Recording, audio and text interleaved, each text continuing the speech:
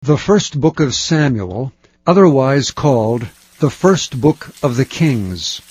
Chapter 1. Now there was a certain man of Ramathaim Zophim, of Mount Ephraim, and his name was Elkanah, the son of Jeroham, the son of Elihu, the son of Tohu, the son of Zuph, and Ephrathite. And he had 2 wives. The name of one was Hannah, and the name of the other was Peninnah. And Peninnah had children, but Hannah had no children. And this man went up out of his city yearly to worship and to sacrifice unto the Lord of hosts in Shiloh. And the 2 sons of Eli, Hophni and Phinehas, the priests of the Lord, were there. And when the time was that Elkanah offered, he gave to Peninnah his wife, and to all her sons and her daughters portions. But unto Hannah he gave a worthy portion, for he loved Hannah, but the Lord had shut up her womb. And her adversary also provoked her sore, for to make her fret, because the Lord had shut up her womb. And as he did so year by year, when she went up to the house of the Lord, so she provoked her, therefore she wept and did not eat. Then said Elkanah her husband to her, Hannah, why weepest thou? And why eatest thou not? And why is thy heart grieved? Am not I better to thee than 10 sons? So Hannah rose up after they had eaten in Shiloh, and after they had drunk. Now Eli the priest sat upon a seat by a post of the temple of the Lord. And she was in bitterness of soul, and prayed unto the Lord, and wept sore. And she vowed a vow, and said, O Lord of hosts, if thou wilt indeed look on the affliction of thine handmaid, and remember me, and not forget thine handmaid, but will give unto thine handmaid a man-child, then I will give him unto the Lord all the days of his life, and there shall no razor come upon his head. And it came to pass, as she continued praying before the Lord, that Eli marked her mouth. Now Hannah she spake in her heart, only her lips moved, but her voice was not heard. Therefore Eli thought she had been drunken. And Eli said unto her, How long wilt thou be drunken? Put away thy wine from thee. And Hannah answered and said, No, my Lord, I am a woman of a sorrowful spirit. I have drunk neither wine nor strong drink, but have poured out my soul before the Lord. Count not thine handmaid for a daughter of Belial, for out of the abundance of my complaint and grief have I spoken hitherto. Then Eli answered and said, Go in peace, and the God of Israel grant thee thy petition that thou hast asked of him. And she said, Let thine handmaid find grace in thy sight. So the woman went her way, and did eat, and her countenance was no more sad. And they rose up in the morning early, and worshipped before the Lord, and returned, and came to their house to Ramah. And Elkanah knew Hannah his wife, and the Lord remembered her. Wherefore it came to pass, when the time was come about after Hannah had conceived, that she bare a son, and called his name Samuel, saying, Because I have asked him of the Lord.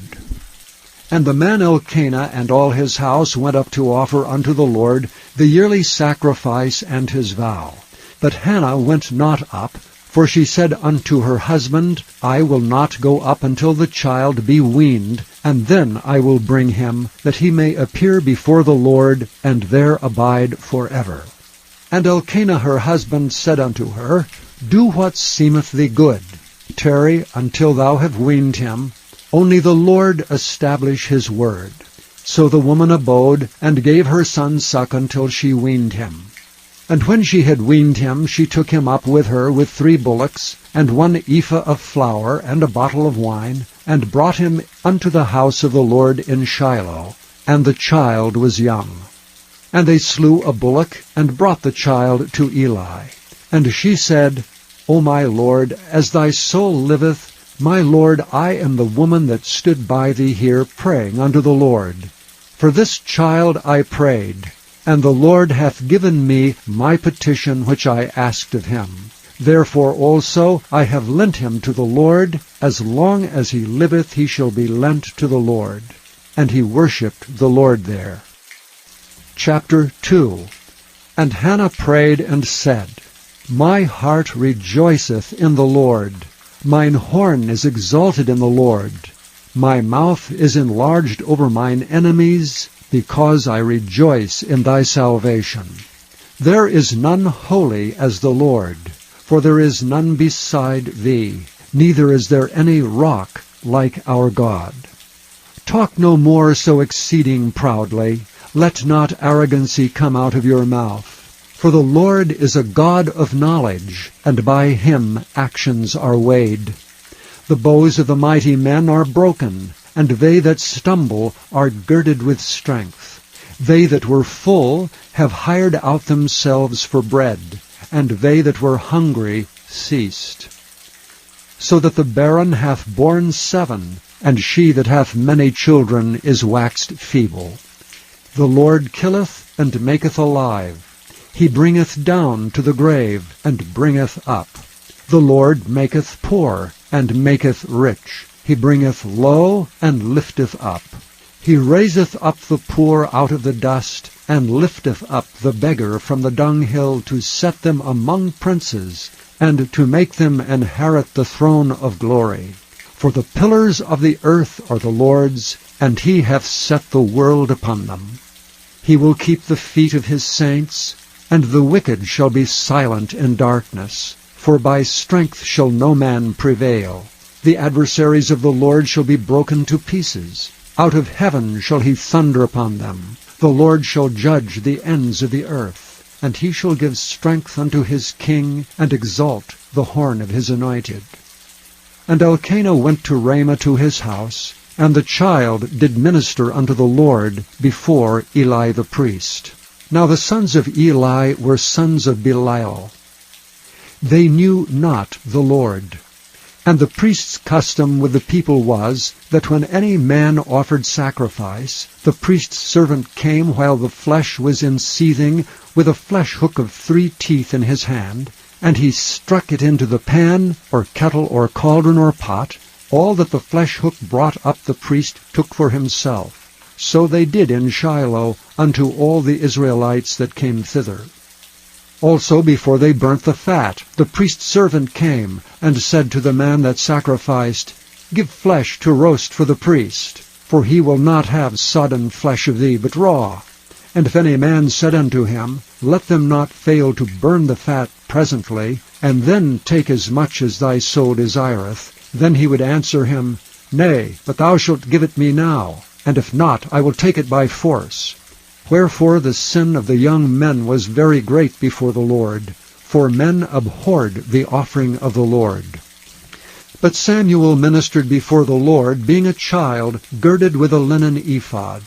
Moreover his mother made him a little coat, and brought it to him from year to year, when she came up with her husband to offer the yearly sacrifice.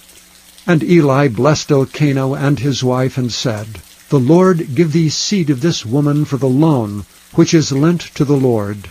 And they went unto their own home. And the Lord visited Hannah, so that she conceived and bare 3 sons and 2 daughters. And the child Samuel grew before the Lord. Now Eli was very old, and heard all that his sons did unto all Israel, and how they lay with the women that assembled at the door of the tabernacle of the congregation. And he said unto them, Why do ye such things? For I hear of your evil dealings by all this people. Nay, my sons, for it is no good report that I hear. Ye make the Lord's people to transgress. If one man sin against another, the judge shall judge him. But if a man sin against the Lord, who shall entreat for him? Notwithstanding they hearkened not unto the voice of their father, because the Lord would slay them. And the child Samuel grew on, and was in favor both with the Lord and also with men. And there came a man of God unto Eli, and said unto him, Thus saith the Lord, Did I plainly appear unto the house of thy father when they were in Egypt in Pharaoh's house? And did I choose him out of all the tribes of Israel to be my priest, to offer upon mine altar, to burn incense, to wear an ephod before me? And did I give unto the house of thy father all the offerings made by fire of the children of Israel? Wherefore kick ye at my sacrifice and at mine offering, which I have commanded in my habitation, and honourest thy sons above me, to make yourselves fat with the chiefest of all the offerings of Israel my people?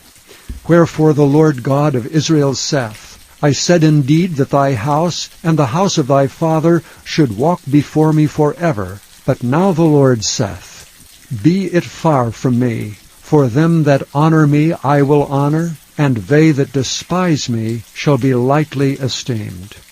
Behold, the days come, that I will cut off thine arm, and the arm of thy father's house, that there shall not be an old man in thine house.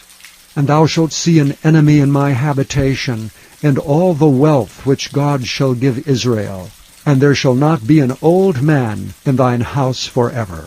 And the man of thine whom I shall not cut off from mine altar shall be to consume thine eyes, and to grieve thine heart. And all the increase of thine house shall die in the flower of their age. And this shall be a sign unto thee, that shall come upon thy two sons, on Hophni and Phinehas. In one day they shall die both of them. And I will raise me up a faithful priest, that shall do according to that which is in mine heart and in my mind. And I will build him a sure house, and he shall walk before mine anointed forever. And it shall come to pass, that every one that is left in thine house shall come and crouch to him for a piece of silver and a morsel of bread, and shall say, Put me, I pray thee, into one of the priest's offices, that I may eat a piece of bread. Chapter 3. And the child Samuel ministered unto the Lord before Eli. And the word of the Lord was precious in those days. There was no open vision. And it came to pass at that time, when Eli was laid down in his place, and his eyes began to wax dim, that he could not see, and ere the lamp of God went out in the temple of the Lord, where the ark of God was, and Samuel was laid down to sleep, that the Lord called Samuel. And he answered, Here am I. And he ran unto Eli, and said, Here am I, for thou calledst me. And he said, I called not. Lie down again. And he went and lay down. And the Lord called yet again, Samuel. And Samuel arose and went to Eli, and said, Here am I, for thou didst call me. And he answered, I called not, my son. Lie down again. Now Samuel did not yet know the Lord, neither was the word of the Lord yet revealed unto him. And the Lord called Samuel again the third time. And he arose and went to Eli, and said, Here am I, for thou didst call me. And Eli perceived that the Lord had called the child.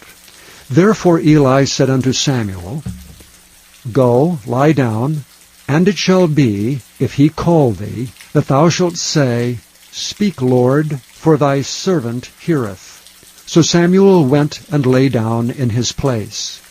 And the Lord came and stood, and called as at other times, Samuel, Samuel. Then Samuel answered, Speak, for thy servant heareth. And the Lord said to Samuel, Behold, I will do a thing in Israel, at which both the ears of every one that heareth it shall tingle. In that day I will perform against Eli all things which I have spoken concerning his house. When I begin, I will also make an end. For I have told him that I will judge his house forever for the iniquity which he knoweth, because his sons made themselves vile, and he restrained them not. And therefore I have sworn unto the house of Eli, that the iniquity of Eli's house shall not be purged with sacrifice nor offering forever. And Samuel lay until the morning, and opened the doors of the house of the Lord. And Samuel feared to show Eli the vision. Then Eli called Samuel, and said, Samuel, my son? And he answered, Here am I. And he said, What is the thing that the Lord hath said unto thee? I pray thee, hide it not from me.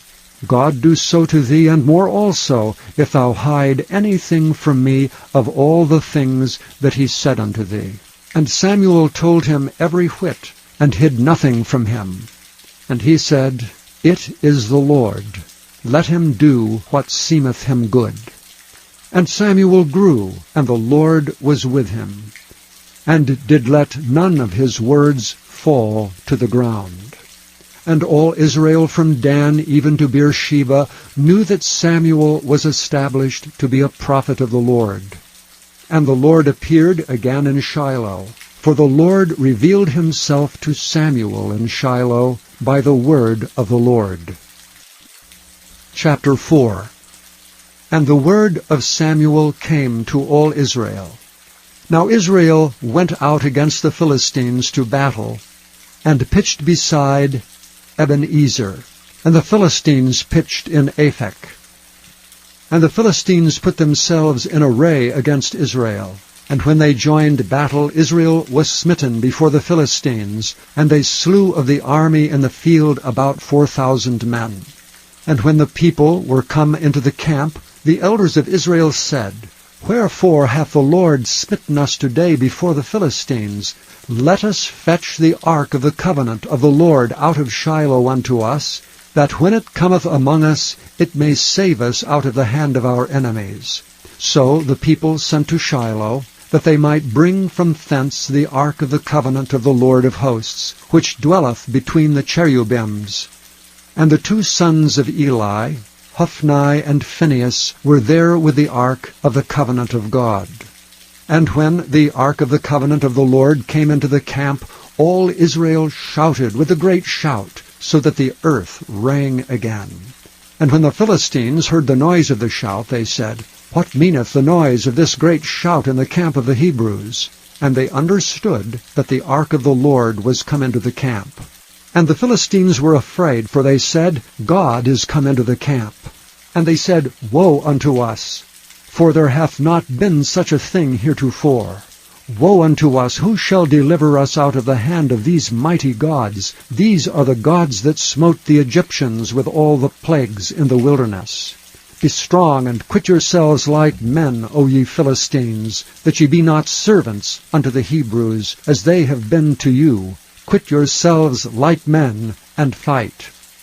And the Philistines fought, and Israel was smitten, and they fled every man into his tent. And there was a very great slaughter, for there fell of Israel 30,000 footmen. And the ark of God was taken, and the two sons of Eli, Hophni and Phinehas, were slain. And there ran a man of Benjamin out of the army, and came to Shiloh the same day, with his clothes rent, and with earth upon his head.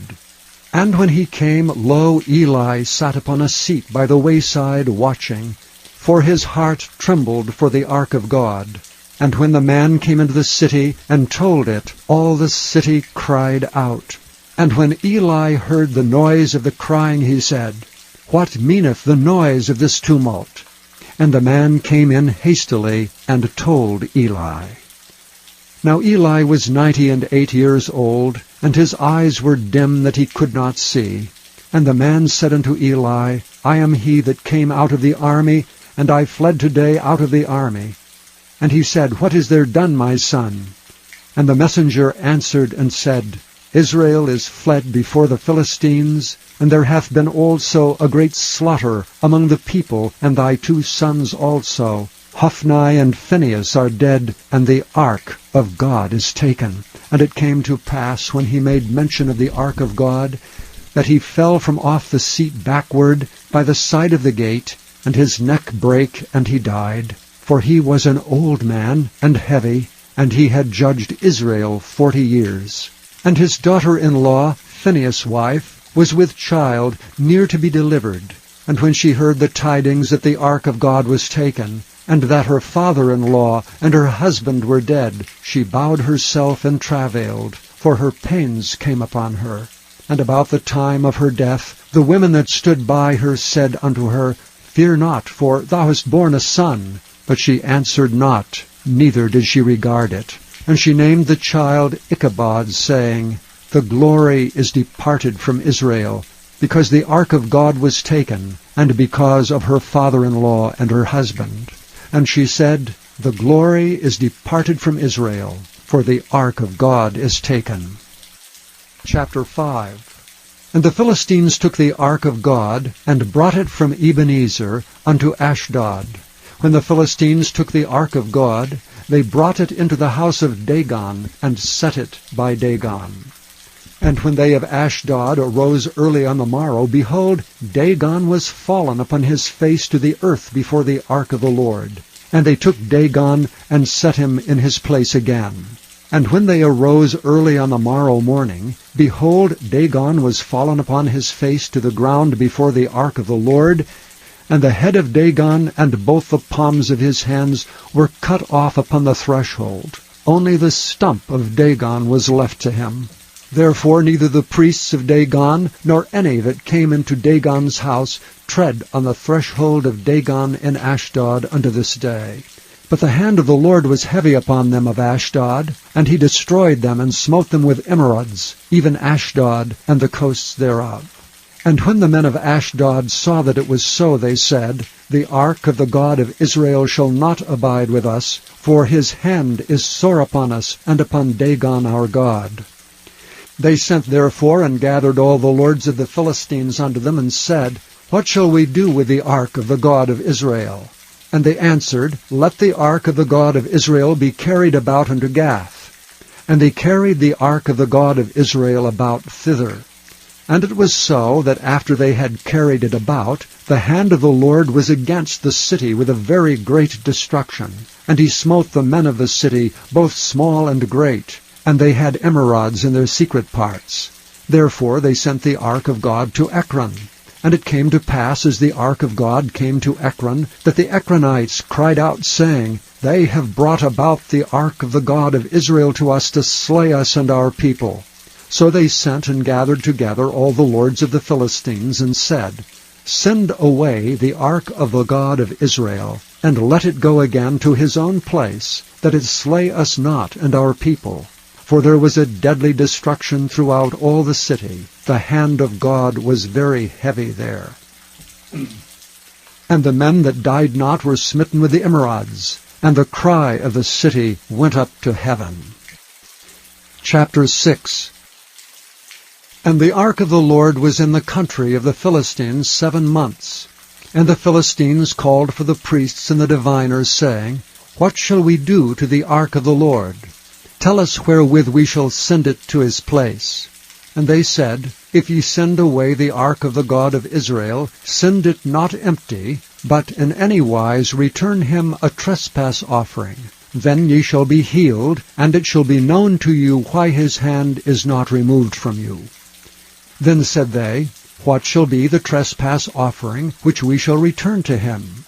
They answered, 5 golden emerods and 5 golden mice, according to the number of the lords of the Philistines, for one plague was on you all, and on your lords.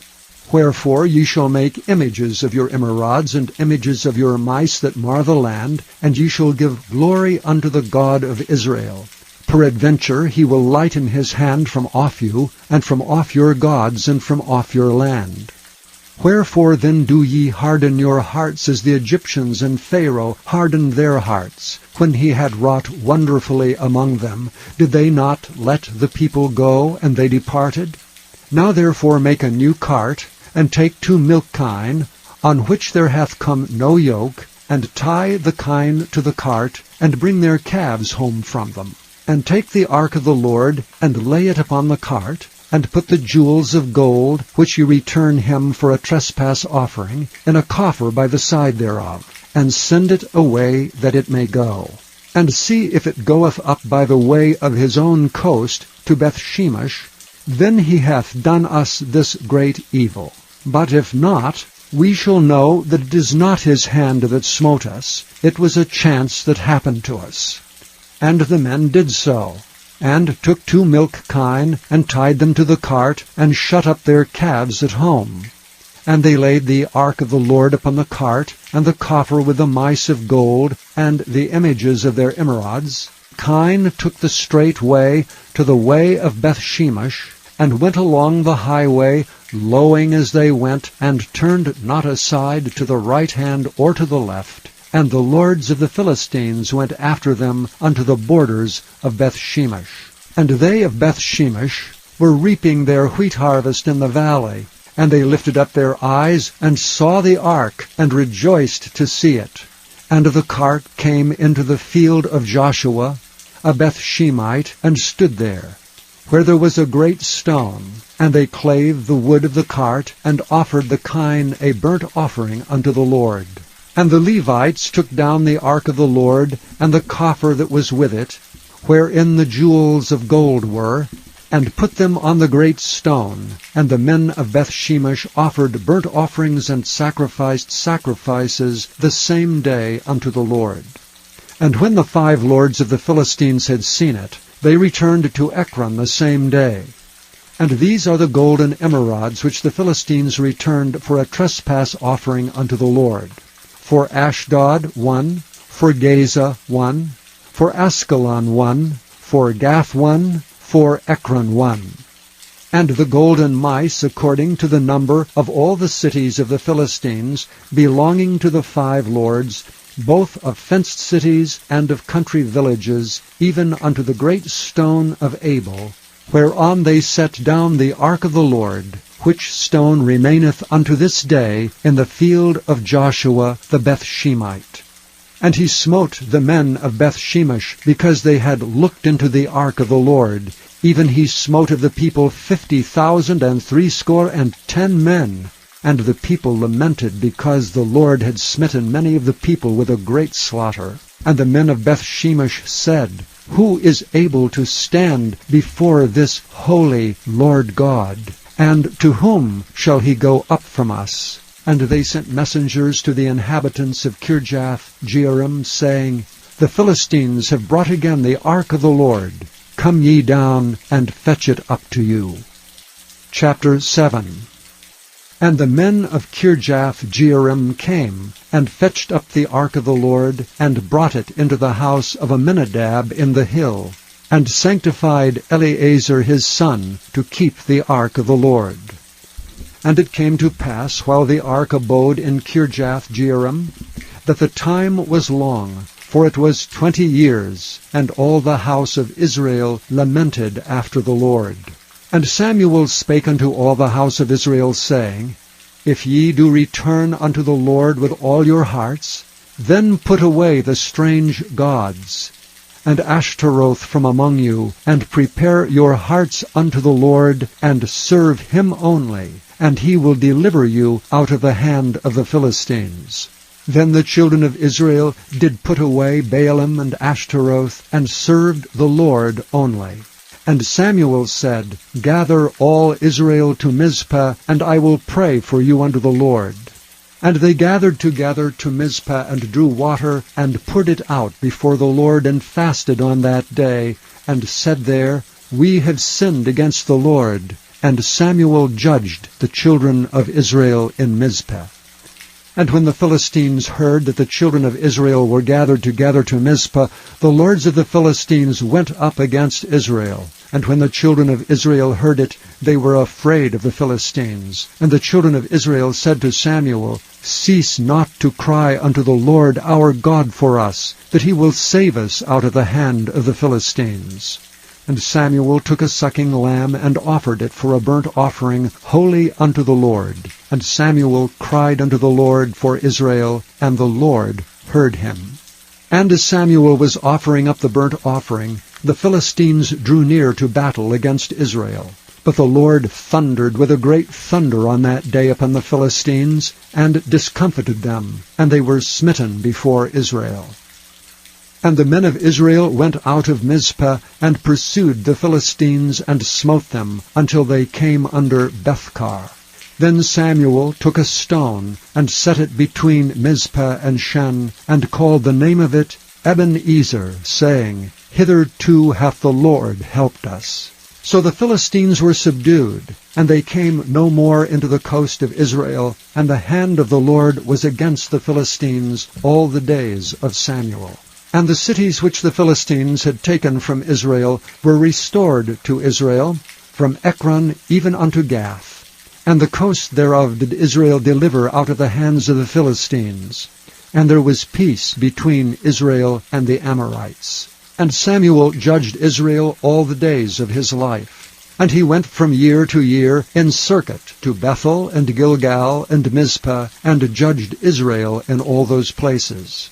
And his return was to Ramah, for there was his house, and there he judged Israel, and there he built an altar unto the Lord. Chapter 8. And it came to pass when Samuel was old, that he made his sons judges over Israel. Now the name of his firstborn was Joel, and the name of his second Abiah. They were judges in Beersheba. And his sons walked not in his ways, but turned aside after lucre, and took bribes, and perverted judgment. Then all the elders of Israel gathered themselves together, and came to Samuel unto Ramah, and said unto him, Behold, thou art old, and thy sons walk not in thy ways. Now make us a king to judge over us like all the nations. But the thing displeased Samuel when they said, Give us a king to judge us. And Samuel prayed unto the Lord.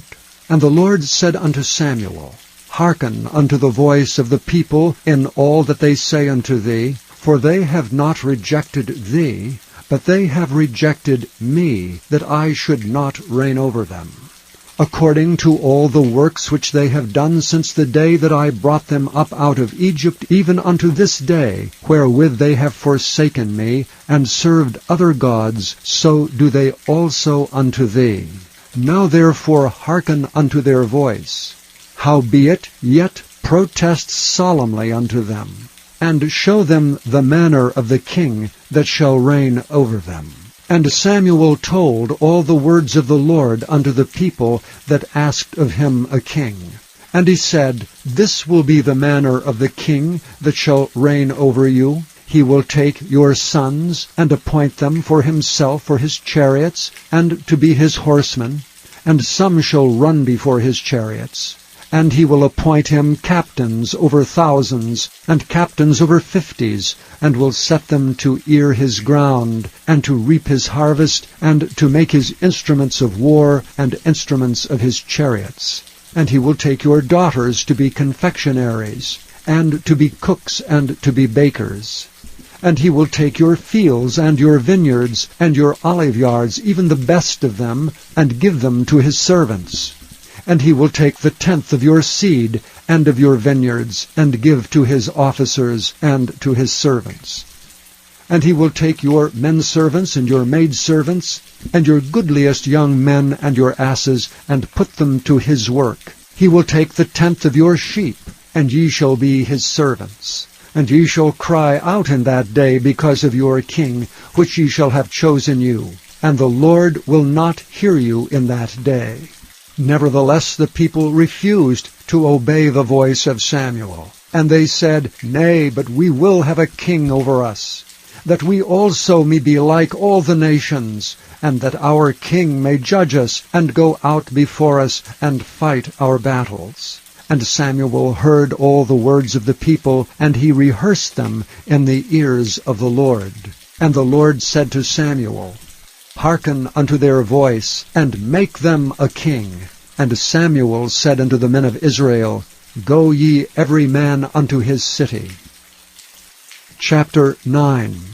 Now there was a man of Benjamin, whose name was Kish, the son of Abiel, the son of Zeror, the son of Bechorath, the son of Aphiah, a Benjamite, a mighty man of power. And he had a son whose name was Saul, a choice young man and a goodly. And there was not among the children of Israel a goodlier person than he. From his shoulders and upward he was higher than any of the people. And the asses of Kish Saul's father were lost. And Kish said to Saul his son, Take now one of the servants with thee, and arise to seek the asses. And he passed through Mount Ephraim, and passed through the land of Shalishah, but they found them not. Then they passed through the land of Shalem, and there they were not. And he passed through the land of the Benjamites, but they found them not. And when they were come to the land of Zuph, Saul said to his servant that was with him, Come and let us return, lest my father leave caring for the asses, and take thought for us. And he said unto him, Behold now, there is in this city a man of God, and he is an honorable man, and all that he saith cometh surely to pass. Now let us go thither, peradventure he can show us our way that we should go. Then said Saul to his servant, But behold, if we go, what shall we bring the man? For the bread is spent in our vessels, and there is not a present to bring to the man of God. What have we? And the servant answered Saul again and said, Behold, I have here at hand the 4th part of a shekel of silver. That will I give to the man of God to tell us our way. Before time in Israel, when a man went to inquire of God, thus he spake, Come and let us go to the seer, for he that is now called a prophet was before time called a seer. Then said Saul to his servant, Well said, come, let us go. So they went unto the city where the man of God was. And as they went up the hill to the city, they found young maidens going out to draw water, and said unto them, Is the seer here? And they answered them, and said, He is, behold, he is before you. Make haste now, for he came today to the city. For there is a sacrifice of the people today in the high place. As soon as ye be come into the city, ye shall straightway find him, before he go up to the high place to eat. For the people will not eat until he come, because he doth bless the sacrifice. And afterwards they eat that be bidden. Now therefore get you up, for about this time ye shall find him. And they went up into the city, and when they were come into the city, behold, Samuel came out against them, for to go up to the high place. Now the Lord had told Samuel in his ear a day before Saul came, saying, Tomorrow about this time I will send thee a man out of the land of Benjamin, and thou shalt anoint him to be captain over my people Israel, that he may save my people out of the hand of the Philistines. For I have looked upon my people, because their cry is come unto me. And when Samuel saw Saul, the Lord said unto him, Behold the man whom I spake to thee of. This same shall reign over my people. Then Saul drew near to Samuel in the gate, and said, Tell me, I pray thee, where the seer's house is. And Samuel answered Saul, and said, I am the seer. Go up before me unto the high place, for ye shall eat with me today, and tomorrow I will let thee go, and will tell thee all that is in thine heart.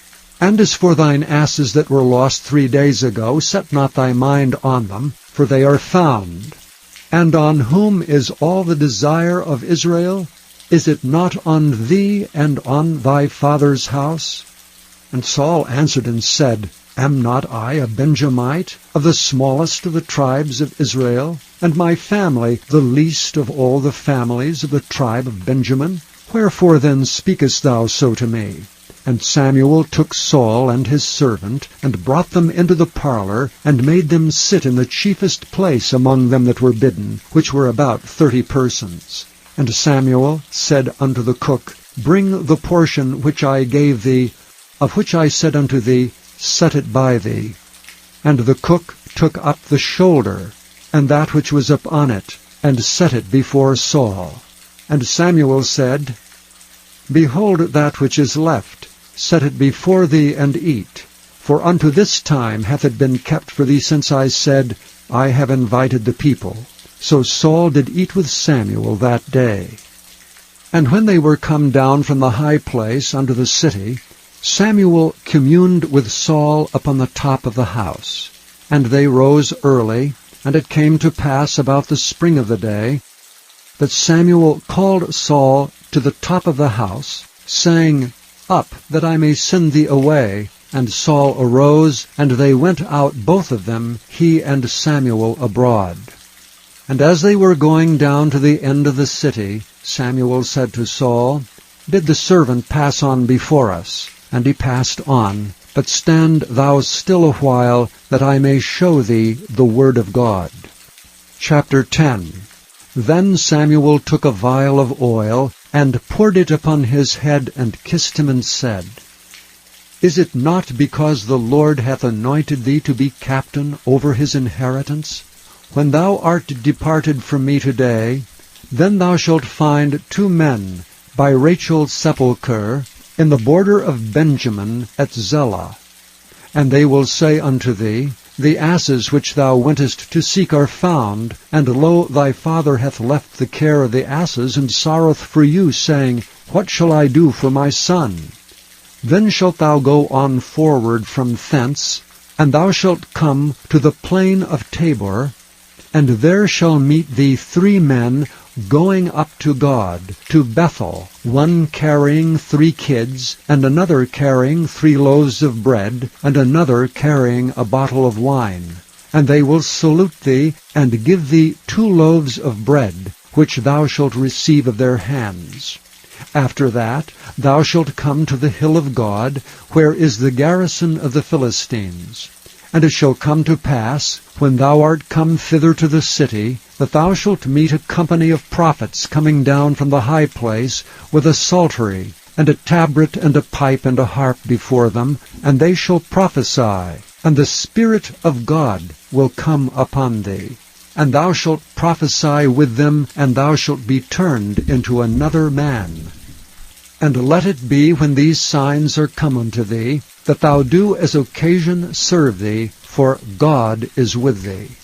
And thou shalt go down before me to Gilgal, and behold, I will come down unto thee to offer burnt offerings, and to sacrifice sacrifices of peace offerings. 7 days shalt thou tarry, till I come to thee, and show thee what thou shalt do. And it was so, that when he had turned his back to go from Samuel, God gave him another heart. And all those signs came to pass that day. And when they came thither to the hill, behold, a company of prophets met him. And the Spirit of God came upon him, and he prophesied among them. And it came to pass, when all that knew him beforetime saw that, behold, he prophesied among the prophets, then the people said one to another, What is this that is come unto the son of Kish? Is Saul also among the prophets? And one of the same place answered and said, But who is their father? Therefore it became a proverb, Is Saul also among the prophets? And when he had made an end of prophesying, he came to the high place. And Saul's uncles said unto him and to his servant, Whither went ye? And he said, To seek the asses, and when we saw that they were nowhere, we came to Samuel. And Saul's uncle said, Tell me, I pray thee, what Samuel said unto you. And Saul said unto his uncle, He told us plainly that the asses were found, but of the matter of the kingdom whereof Samuel spake, he told him not. And Samuel called the people together unto the Lord to Mizpah, and said unto the children of Israel, Thus saith the Lord God of Israel, I brought up Israel out of Egypt, and delivered you out of the hand of the Egyptians, and out of the hand of all kingdoms, and of them that oppressed you. And ye have this day rejected your God, who himself saved you out of all your adversities and your tribulations. And ye have said unto him, Nay, but set a king over us. Now therefore present yourselves before the Lord by your tribes and by your thousands. And when Samuel had caused all the tribes of Israel to come near, the tribe of Benjamin was taken. When he had caused the tribe of Benjamin to come near by their families, the tribe of Matri was taken, and Saul the son of Kish was taken. And when they sought him, he could not be found. Therefore they inquired of the Lord further, if the man should yet come thither. And the Lord answered, Behold, he hath hid himself among the stuff. And they ran and fetched him thence. And when he stood among the people, he was higher than any of the people from his shoulders and upward. And Samuel said to all the people, See ye him whom the Lord hath chosen, that there is none like him among all the people? And all the people shouted and said, God save the king. Then Samuel told the people the manner of the kingdom, and wrote it in a book, and laid it up before the Lord. And Samuel sent all the people away, every man to his house. And Saul also went home to Gibeah, and there went with him a band of men whose hearts God had touched. But the children of Belial said, How shall this man save us? And they despised him, and brought him no presents, but he held his peace. Chapter 11. Then Nahash the Ammonite came up and encamped against Jabesh-Gilead. And all the men of Jabesh said unto Nahash, Make a covenant with us, and we will serve thee. And Nahash the Ammonite answered them, On this condition will I make a covenant with you, that I may thrust out all your right eyes, and lay it for a reproach upon all Israel. And the elders of Jabesh said unto him, Give us 7 days' respite, that we may send messengers unto all the coasts of Israel, and then, if there be none man to save us, we will come out to thee. Then came the messengers to Gibeah of Saul, and told the tidings in the ears of the people, and all the people lifted up their voices and wept. And behold, Saul came after the herd out of the field, and Saul said, What aileth the people that they weep? And they told him the tidings of the men of Jabesh. And the Spirit of God came upon Saul when he heard those tidings, and his anger was kindled greatly. And he took a yoke of oxen, and hewed them in pieces, and sent them throughout all the coasts of Israel by the hands of messengers, saying, Whosoever cometh not forth after Saul and after Samuel, so shall it be done unto his oxen. And the fear of the Lord fell on the people, and they came out with one consent. And when he numbered them in Bezek, the children of Israel were 300,000, and the men of Judah 30,000. And they said unto the messengers that came, Thus shall ye say unto the men of Jabesh-Gilead, Tomorrow by that time the sun be hot, ye shall have help. And the messengers came and showed it to the men of Jabesh, and they were glad. Therefore the men of Jabesh said, Tomorrow we will come out unto you, and ye shall do with us all that seemeth good unto you. And it was so on the morrow, that Saul put the people in 3 companies, and they came into the midst of the host in the morning watch, and slew the Ammonites until the heat of the day. And it came to pass that they which remained were scattered, so that 2 of them were not left together. And the people said unto Samuel, Who is he that said, Shall Saul reign over us? Bring the men, that we may put them to death. And Saul said, There shall not a man be put to death this day, for today the Lord hath wrought salvation in Israel. Then said Samuel to the people, Come, and let us go to Gilgal, and renew the kingdom there. And all the people went to Gilgal. And there they made Saul king before the Lord in Gilgal, and there they sacrificed sacrifices of peace offerings before the Lord. And there Saul and all the men of Israel rejoiced greatly. Chapter 12. And Samuel said unto all Israel, Behold, I have hearkened unto your voice in all that ye said unto me, and have made a king over you. And now, behold, the king walketh before you, and I am old and grey-headed, and behold, my sons are with you, and I have walked before you from my childhood unto this day.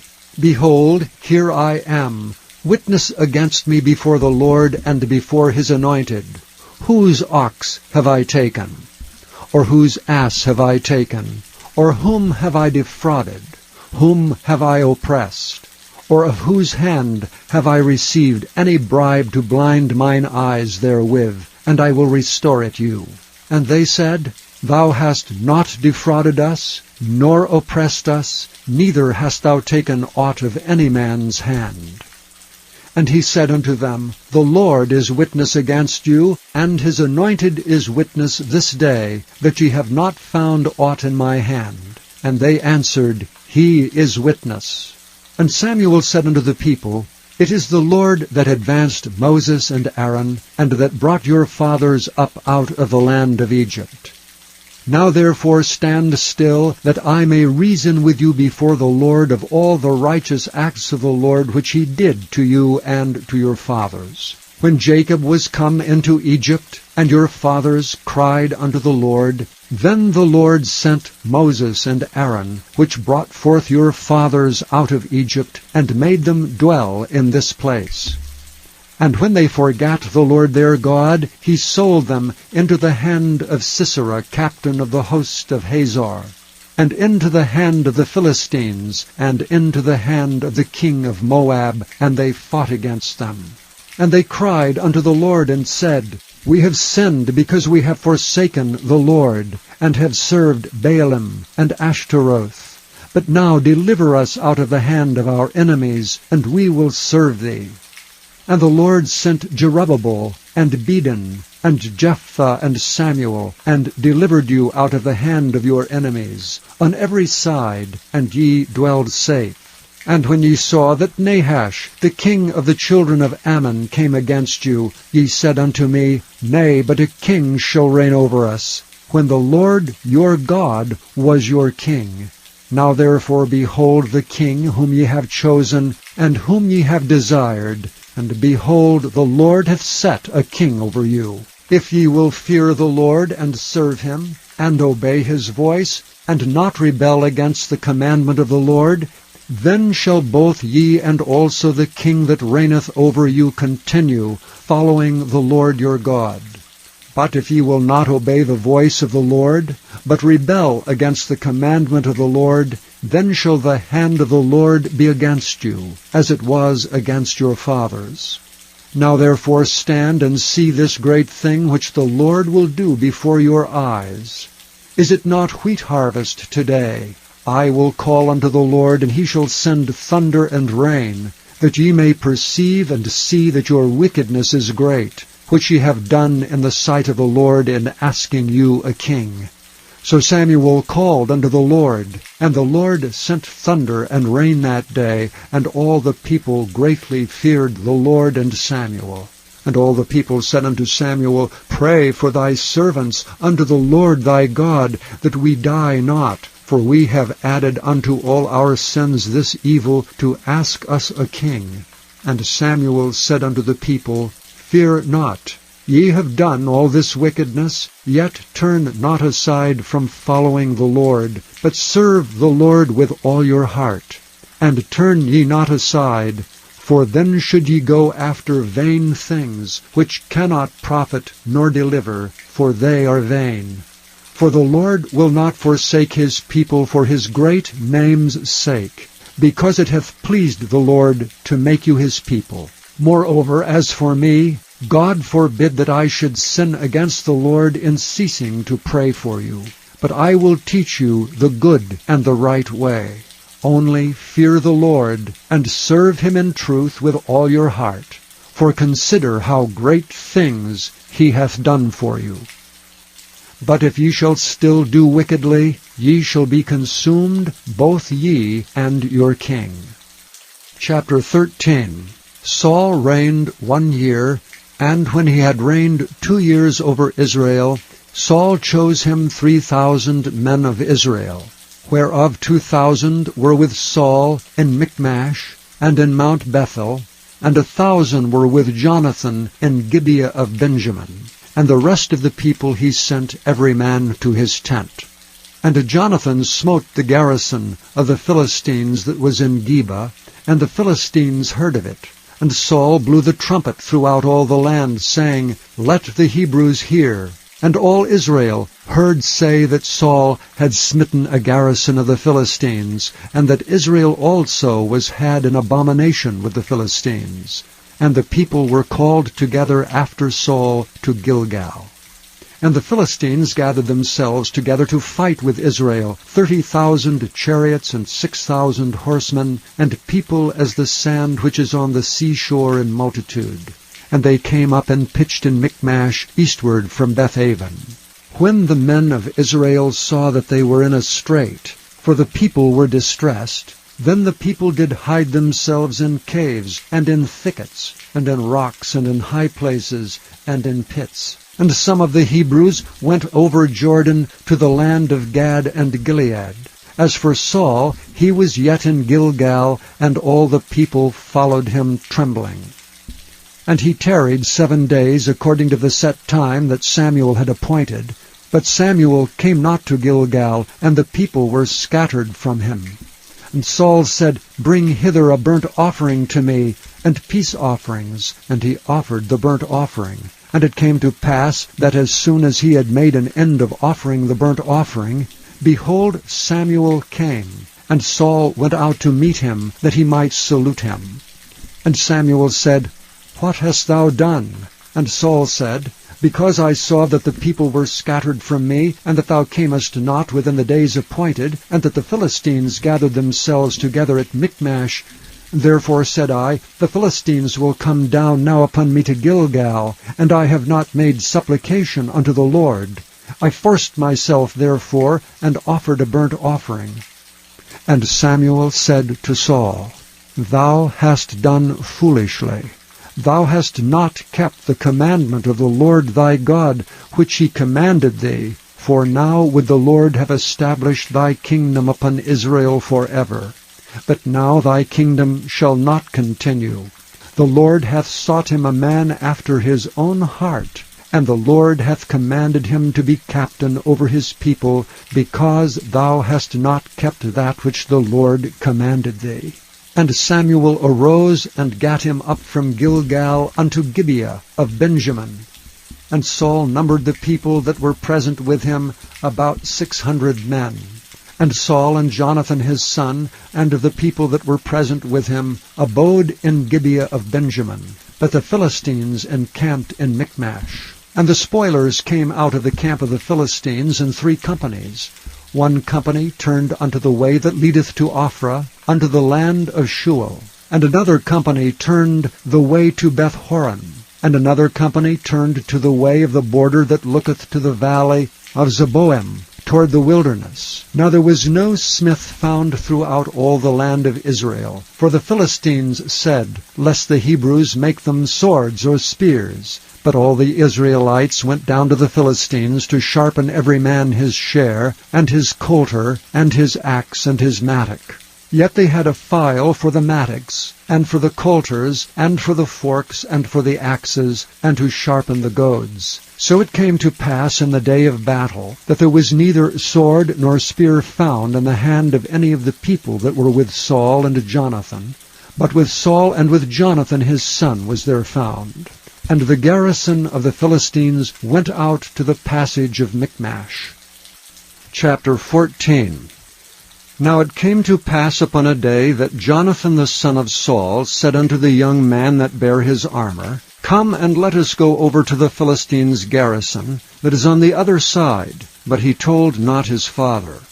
And Saul tarried in the uttermost part of Gibeah under a pomegranate tree, which is in Migron. And the people that were with him were about 600 men. And Ahiah the son of Ahitub, Ichabod's brother, the son of Phinehas, the son of Eli, the Lord's priest in Shiloh, wearing an ephod. And the people knew not that Jonathan was gone. And between the passages by which Jonathan sought to go over unto the Philistines' garrison, there was a sharp rock on the one side, and a sharp rock on the other side. And the name of the one was Bozez, and the name of the other Seni. The forefront of the one was situate northward over against Michmash, and the other southward over against Gibeah. And Jonathan said to the young man that bare his armor, Come and let us go over unto the garrison of these uncircumcised. It may be that the Lord will work for us. For there is no restraint to the Lord to save by many or by few. And his armor-bearer said unto him, Do all that is in thine heart. Turn thee, behold, I am with thee according to thy heart. Then said Jonathan, Behold, we will pass over unto these men, and we will discover ourselves unto them. If they say unto us, Tarry until we come to you, then we will stand still in our place, and will not go up unto them. But if they say thus, Come up unto us, then we will go up, for the Lord hath delivered them into our hand. and this shall be a sign unto us. And both of them discovered themselves unto the garrison of the Philistines. And the Philistines said, Behold, the Hebrews come forth out of the holes where they had hid themselves. And the men of the garrison answered Jonathan and his armor-bearer, and said, Come up to us, and we will show you a thing. And Jonathan said unto his armor-bearer, Come up after me, for the Lord hath delivered them into the hand of Israel. And Jonathan climbed up upon his hands and upon his feet, and his armor-bearer after him. And they fell before Jonathan, and his armor-bearer slew after him. And that first slaughter which Jonathan and his armor-bearer made was about 20 men, within as it were an half acre of land, which a yoke of oxen might plow. And there was trembling in the host, in the field, and among all the people. The garrison and the spoilers, they also trembled, and the earth quaked, so it was a very great trembling. And the watchmen of Saul and Gibeah of Benjamin looked, and behold, the multitude melted away, and they went on beating down one another. Then said Saul unto the people that were with him, Number now, and see who is gone from us. And when they had numbered, behold, Jonathan and his armor-bearer were not there. And Saul said unto Ahiah, Bring hither the ark of God. For the ark of God was at that time with the children of Israel. And it came to pass, while Saul talked unto the priest, that the noise that was in the host of the Philistines went on and increased. And Saul said unto the priest, Withdraw thine hand. And Saul and all the people that were with him assembled themselves, and they came to the battle. And behold, every man's sword was against his fellow, and there was a very great discomfiture. Moreover, the Hebrews that were with the Philistines before that time, which went up with them into the camp from the country round about, even they also turned to be with the Israelites that were with Saul and Jonathan. Likewise all the men of Israel which had hid themselves in Mount Ephraim, when they heard that the Philistines fled, even they also followed hard after them in the battle. So the Lord saved Israel that day. And the battle passed over unto Bethaven. And the men of Israel were distressed that day, for Saul had adjured the people, saying, Cursed be the man that eateth any food until evening, that I may be avenged on mine enemies. So none of the people tasted any food. And all they of the land came to a wood, and there was honey upon the ground. And when the people were come into the wood, behold, the honey dropped, but no man put his hand to his mouth, for the people feared the oath. But Jonathan heard not when his father charged the people with an oath, wherefore he put forth the end of the rod that was in his hand, and dipped it in an honeycomb, and put his hand to his mouth, and his eyes were enlightened. Then answered one of the people, and said, Thy father straitly charged the people with an oath, saying, Cursed be the man that eateth any food this day. And the people were faint. Then said Jonathan, My father hath troubled the land. See, I pray you, how mine eyes have been enlightened, because I tasted a little of this honey. How much more if haply the people had eaten freely today of the spoil of their enemies which they found? For had there not been now a much greater slaughter among the Philistines? And they smote the Philistines that day from Michmash to Aijalon, and the people were very faint. And the people flew upon the spoil, and took sheep and oxen and calves, and slew them on the ground, and the people did eat them with the blood. Then they told Saul, saying, Behold, the people sin against the Lord, in that they eat with the blood. And he said, Ye have transgressed, roll a great stone unto me this day. And Saul said, Disperse yourselves among the people, and say unto them, Bring me hither every man his ox and every man his sheep, and slay them here and eat, and sin not against the Lord in eating with the blood. And all the people brought every man his ox with him that night, and slew them there. And Saul built an altar unto the Lord. The same was the first altar that he built unto the Lord. And Saul said, Let us go down after the Philistines by night, and spoil them until the morning light, and let us not leave a man of them. And they said, Do whatsoever seemeth good unto thee. Then said the priest, Let us draw near hither unto God. And Saul asked counsel of God, Shall I go down after the Philistines? Wilt thou deliver them into the hand of Israel? But he answered him not that day. And Saul said, Draw ye near hither all the chief of the people, and know and see wherein this sin hath been this day. For as the Lord liveth, which saveth Israel, though it be in Jonathan my son, he shall surely die. But there was not a man among the people that answered him. Then said he unto all Israel, Be ye on one side, and I and Jonathan my son will be on the other side. And the people said unto Saul, Do what seemeth good unto thee. Therefore Saul said unto the Lord God of Israel, Give a perfect lot. And Saul and Jonathan were taken, but the people escaped. And Saul said, Cast lots between me and Jonathan my son. And Jonathan was taken. Then Saul said to Jonathan, Tell me what thou hast done. And Jonathan told him and said, I did but taste a little honey with the end of the rod that was in mine hand, and lo, I must die. And Saul answered, God do so and more also, for thou shalt surely die, Jonathan. And the people said unto Saul, Shall Jonathan die, who hath wrought this great salvation in Israel? God forbid. As the Lord liveth, there shall not one hair of his head fall to the ground. For he hath wrought with God this day. So the people rescued Jonathan, that he died not. Then Saul went up from following the Philistines, and the Philistines went to their own place. So Saul took the kingdom over Israel, and fought against all his enemies on every side, against Moab, and against the children of Ammon, and against Edom, and against the kings of Zobah, and against the Philistines. And whithersoever he turned himself, he vexed them. And he gathered an host, and smote the Amalekites, and delivered Israel out of the hands of them that spoiled them. Now the sons of Saul were Jonathan, and Ishuai, and Melchishua.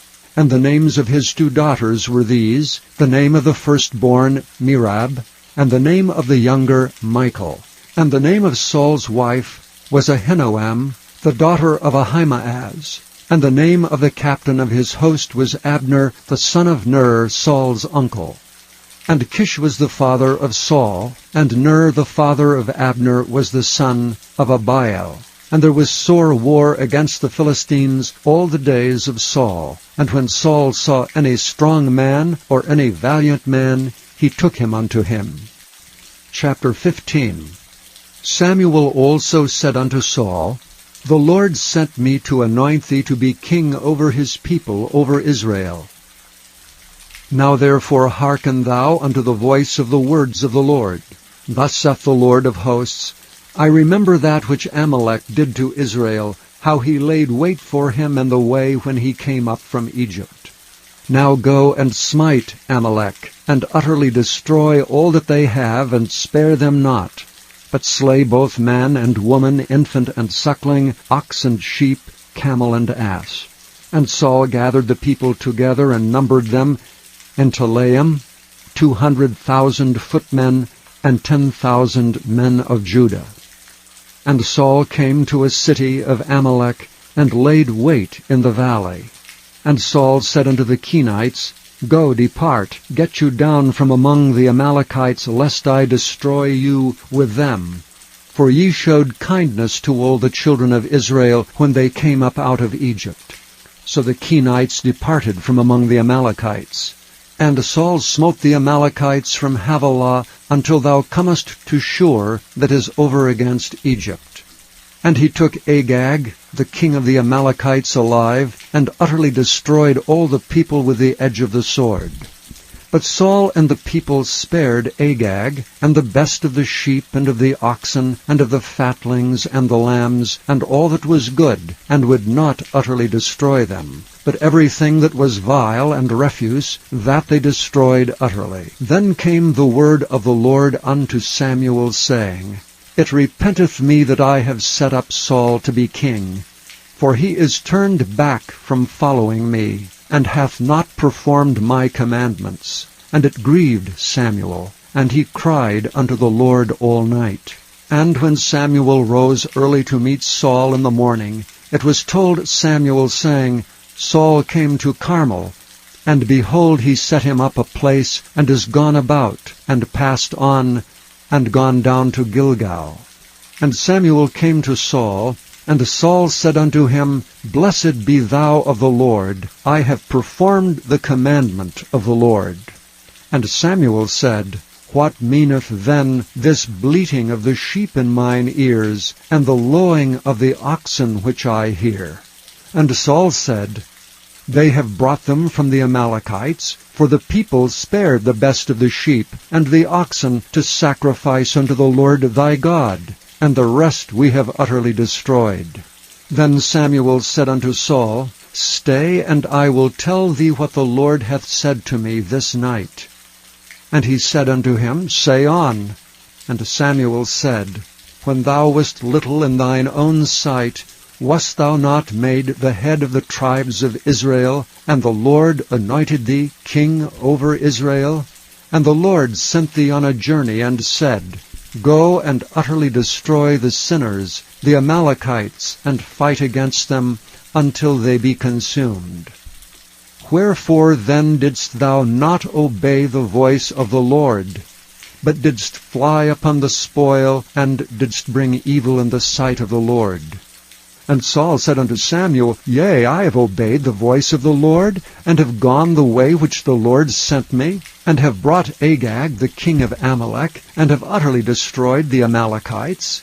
But the people took of the spoil, sheep and oxen, the chief of the things which should have been utterly destroyed, to sacrifice unto the Lord thy God in Gilgal. And Samuel said, Hath the Lord as great delight in burnt offerings and sacrifices as in obeying the voice of the Lord? Behold, to obey is better than sacrifice, and to hearken than the fat of rams. For rebellion is as the sin of witchcraft, and stubbornness is as iniquity and idolatry. Because thou hast rejected the word of the Lord, he hath also rejected thee from being king. And Saul said unto Samuel, I have sinned, for I have transgressed the commandment of the Lord, and thy words, because I feared the people and obeyed their voice. Now therefore I pray thee pardon my sin, and turn again with me, that I may worship the Lord. And Samuel said unto Saul, I will not return with thee, for thou hast rejected the word of the Lord, and the Lord hath rejected thee from being king over Israel. And as Samuel turned about to go away, he laid hold upon the skirt of his mantle, and it rent. And Samuel said unto him, The Lord hath rent the kingdom of Israel from thee this day, and hath given it to a neighbor of thine that is better than thou. And also the strength of Israel will not lie nor repent, for he is not a man that he should repent.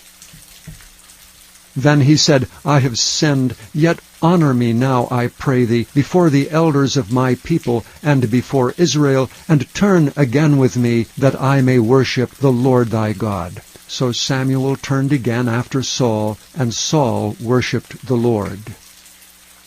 Then said Samuel, Bring ye hither to me Agag, the king of the Amalekites. And Agag came unto him delicately. And Agag said, Surely the bitterness of death is past. And Samuel said, As thy sword hath made women childless, so shall thy mother be childless among women. And Samuel hewed Agag in pieces before the Lord in Gilgal.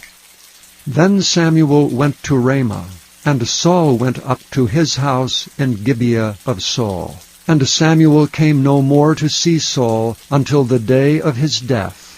Nevertheless Samuel mourned for Saul, and the Lord repented that he had made Saul king over Israel. Chapter 16. And the Lord said unto Samuel, How long wilt thou mourn for Saul, seeing I have rejected him from reigning over Israel? Fill thine horn with oil, and go. I will send thee to Jesse the Bethlehemite, for I have provided me a king among his sons. And Samuel said, How can I go? If Saul hear it, he will kill me. And the Lord said, Take an heifer with thee, and say, I am come to sacrifice to the Lord.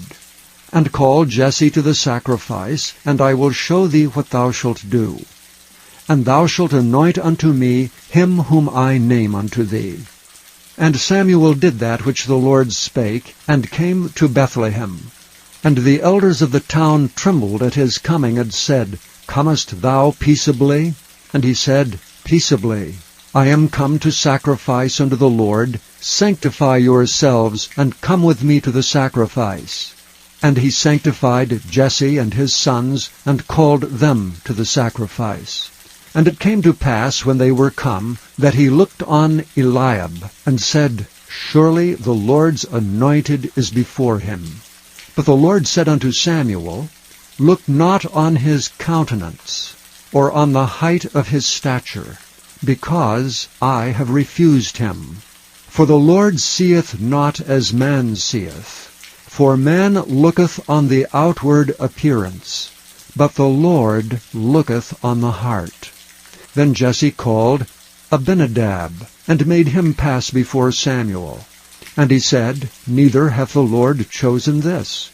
Then Jesse made Shammah to pass by, and he said, Neither hath the Lord chosen this. Again Jesse made 7 of his sons to pass before Samuel, and Samuel said unto Jesse, The Lord hath not chosen these. And Samuel said unto Jesse, Are here all thy children?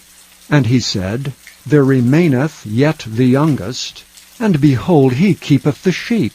And Samuel said unto Jesse, Send and fetch him, for we will not sit down till he come hither. And he sent and brought him in.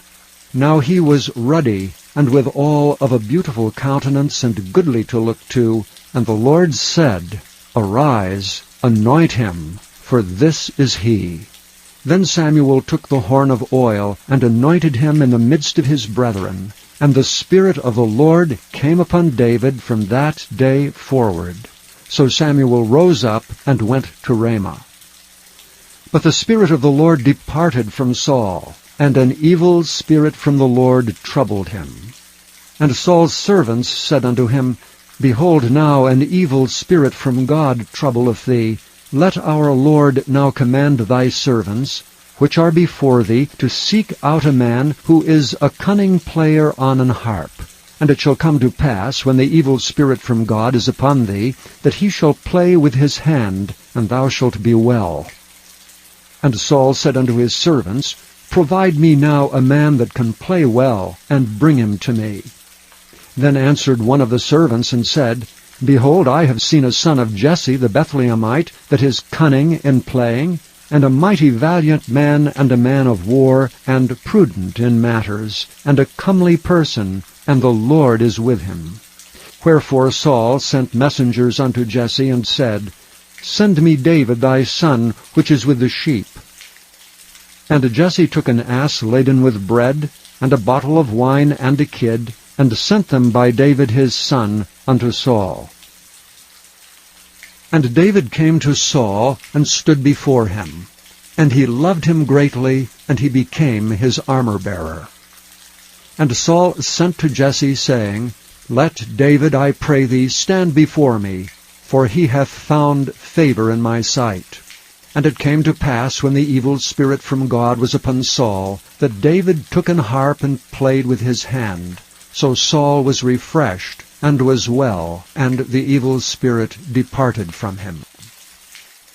Chapter 17. Now the Philistines gathered together their armies to battle, and were gathered together at Shochoh, which belongeth to Judah, and pitched between Shochoh and Azekah in Ephes-dammim. And Saul and the men of Israel were gathered together, and pitched by the valley of Elah, and set the battle in array against the Philistines. And the Philistines stood on a mountain on the one side, and Israel stood on a mountain on the other side, and there was a valley between them. And there went out a champion out of the camp of the Philistines, named Goliath of Gath, whose height was 6 cubits and a span. And he had an helmet of brass upon his head, and he was armed with a coat of mail, and the weight of the coat was 5,000 shekels of brass.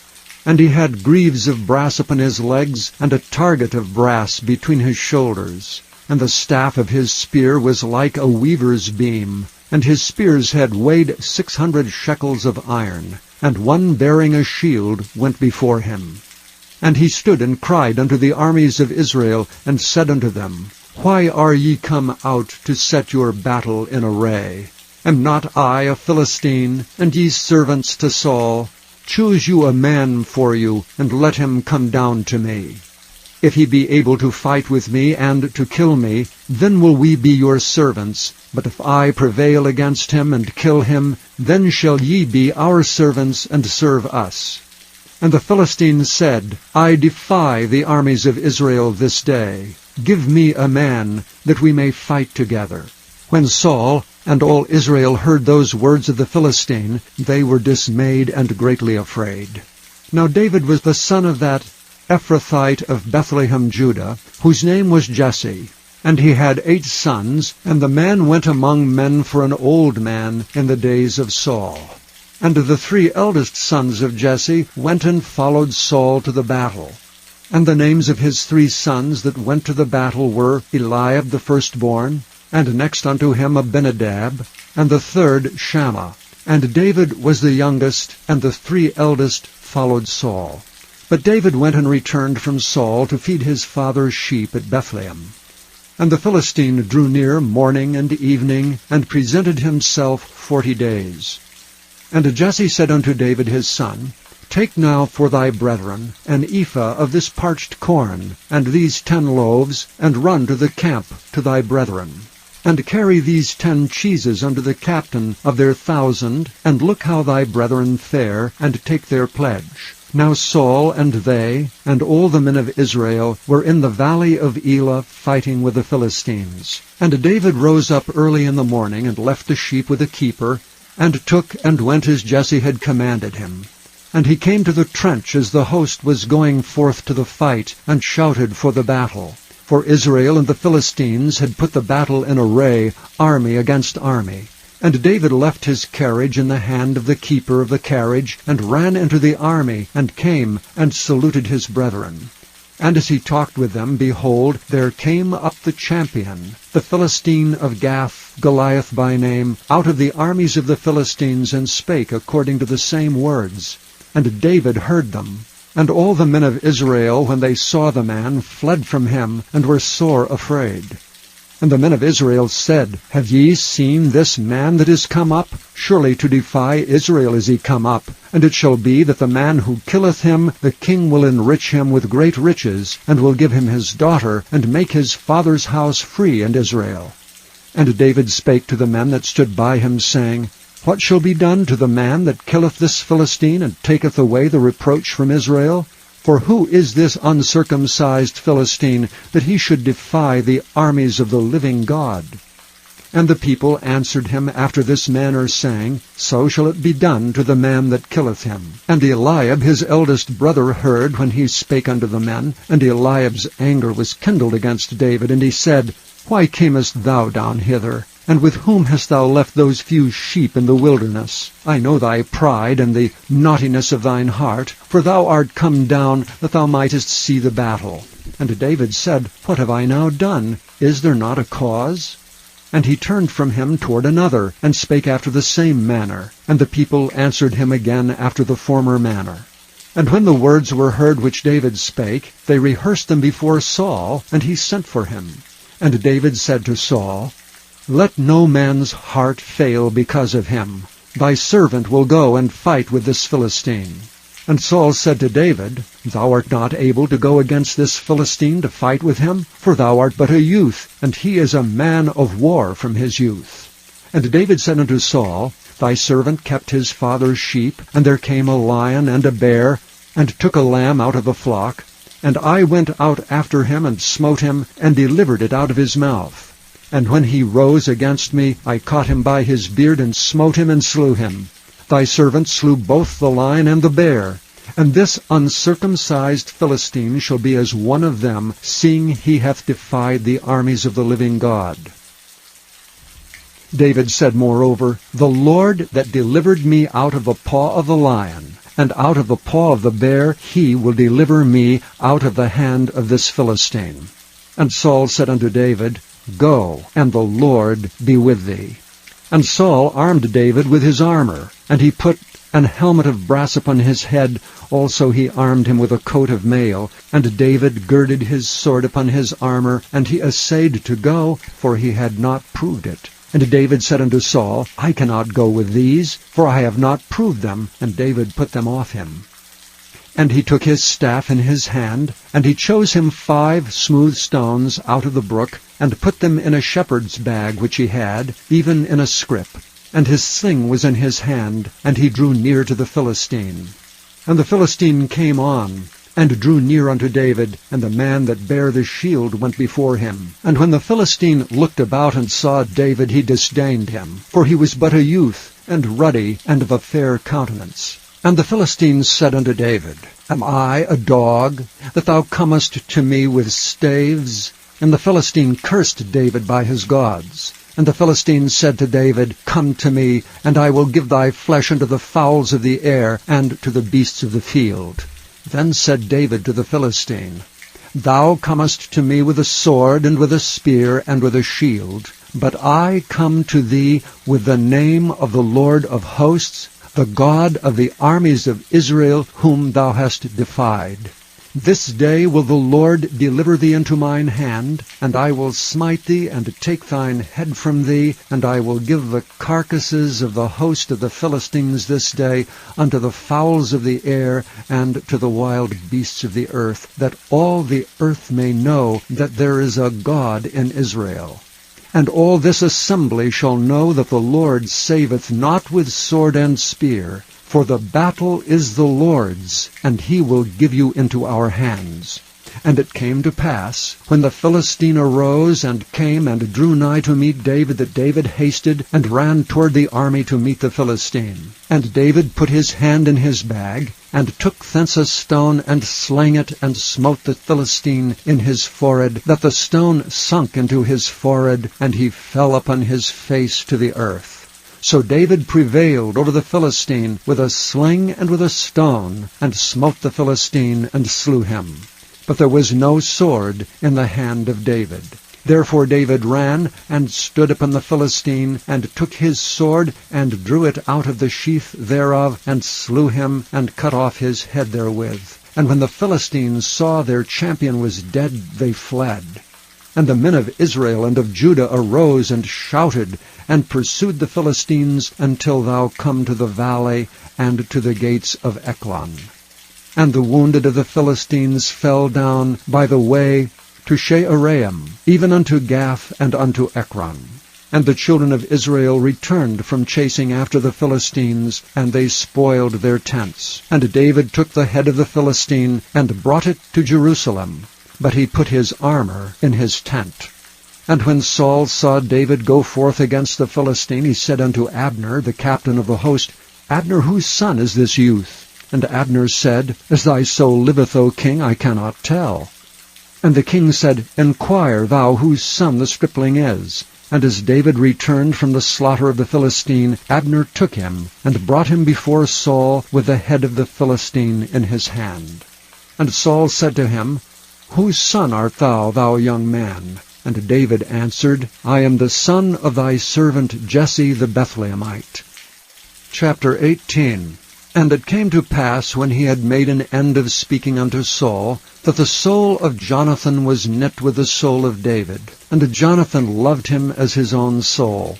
And Saul took him that day, and would let him go no more home to his father's house. Then Jonathan and David made a covenant, because he loved him as his own soul. And Jonathan stripped himself of the robe that was upon him, and gave it to David, and his garments, even to his sword, and to his bow, and to his girdle. And David went out whithersoever Saul sent him, and behaved himself wisely. And Saul set him over the men of war, and he was accepted in the sight of all the people, and also in the sight of Saul's servants.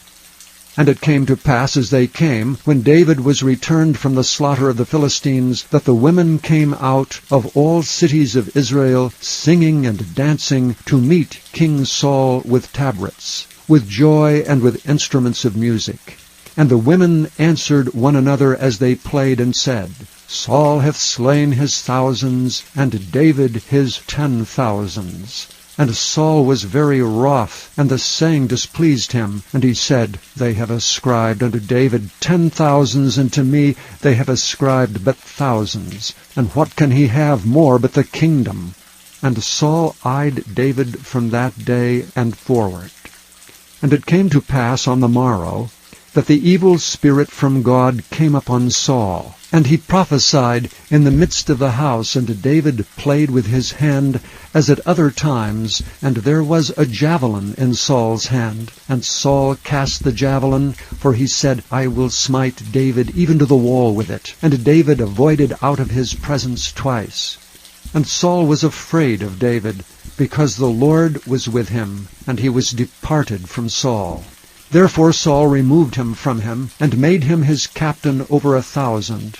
And he went out and came in before the people. And David behaved himself wisely in all his ways, and the Lord was with him.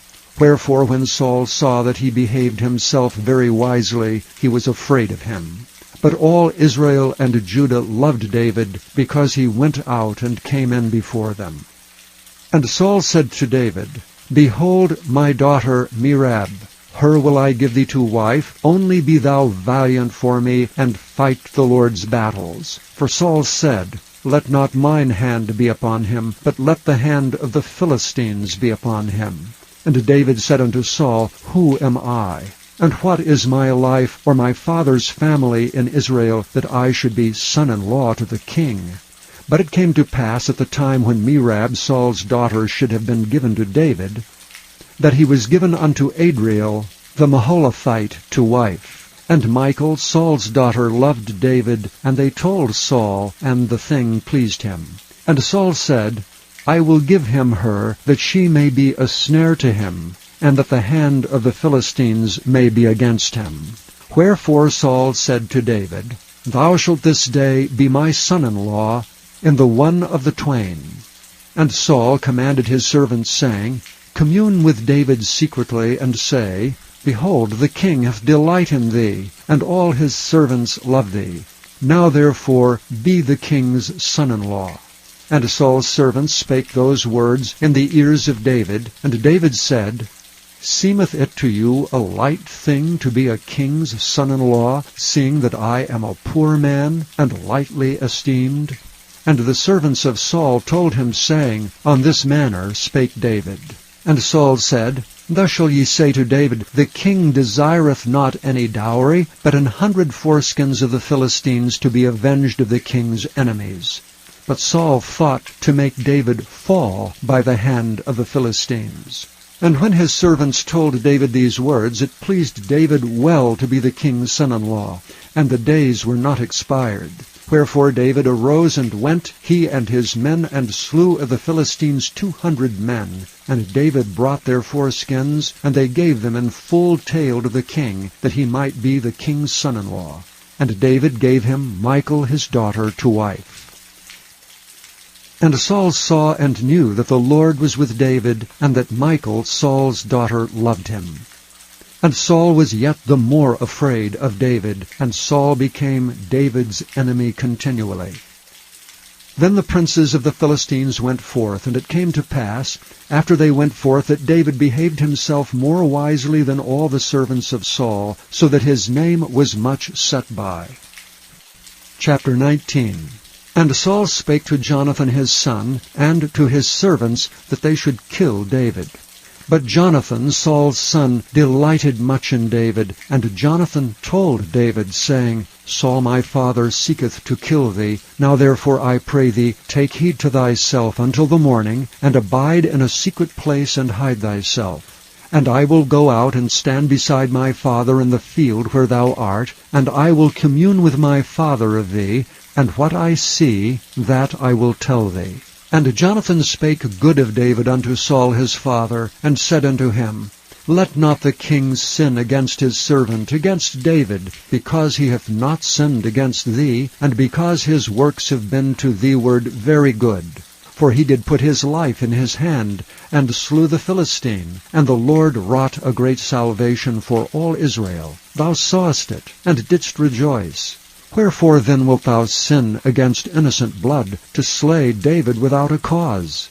And Saul hearkened unto the voice of Jonathan. And Saul sware, As the Lord liveth, he shall not be slain. And Jonathan called David, and Jonathan showed him all those things. And Jonathan brought David to Saul, and he was in his presence as in times past. And there was war again. And David went out and fought with the Philistines, and slew them with a great slaughter, and they fled from him. And the evil spirit from the Lord was upon Saul, as he sat in his house with his javelin in his hand, and David played with his hand. And Saul sought to smite David even to the wall with a javelin, but he slipped away out of Saul's presence, and he smote the javelin into the wall. And David fled and escaped that night.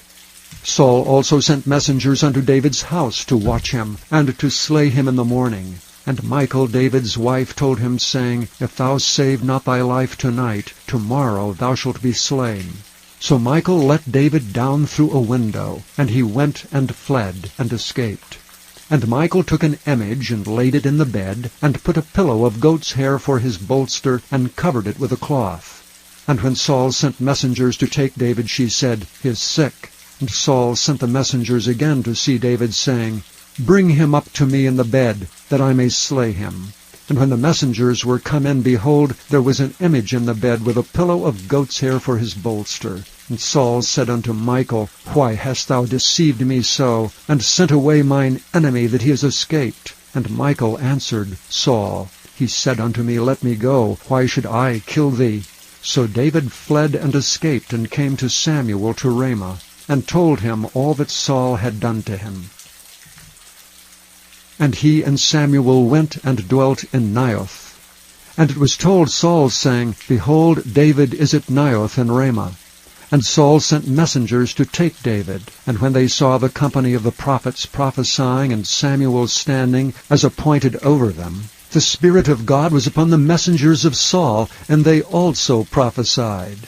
And when it was told Saul, he sent other messengers, and they prophesied likewise. And Saul sent messengers again the third time, and they prophesied also. Then went he also to Ramah, and came to a great well that is in Secu. And he asked and said, Where are Samuel and David? And one said, Behold, they be at Naioth in Ramah. And he went thither to Naioth in Ramah, and the Spirit of God was upon him also. And he went on and prophesied until he came to Naioth in Ramah. And he stripped off his clothes also, and prophesied before Samuel in like manner, and lay down naked all that day and all that night. Wherefore they say, Is Saul also among the prophets? Chapter 20. And David fled from Naioth in Ramah, and came and said before Jonathan, What have I done? What is mine iniquity, and what is my sin before thy father, that he seeketh my life? And he said unto him, God forbid, thou shalt not die. Behold, my father will do nothing either great or small, but that he will show it me. And why should my father hide this thing from me? It is not so.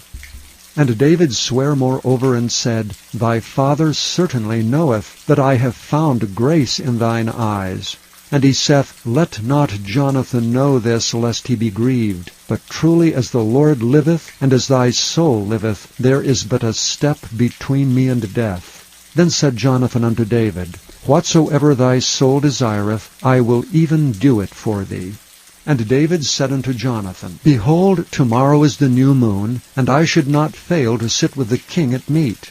But let me go, that I may hide myself in the field unto the third day at even. If thy father at all miss me, then say, David earnestly asked leave of me, that he might run to Bethlehem his city, for there is a yearly sacrifice there for all the family. If he say thus, It is well, thy servant shall have peace. But if he be very wroth, then be sure that evil is determined by him. Therefore thou shalt deal kindly with thy servant, for thou hast brought thy servant into a covenant of the Lord with thee. Notwithstanding, if there be in me iniquity, slay me thyself, for why shouldst thou bring me to thy father? And Jonathan said, Far be it from thee, for if I knew certainly that evil were determined by my father to come upon thee, then would I not tell it thee? Then said David to Jonathan, Who shall tell me?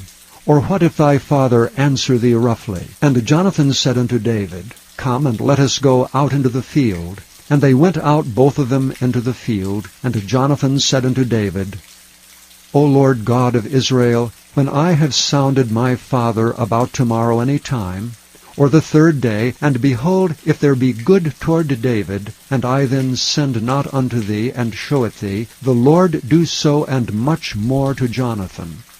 But if it please my father to do thee evil, then I will show it thee, and send thee away, that thou mayest go in peace. And the Lord be with thee, as he hath been with my father.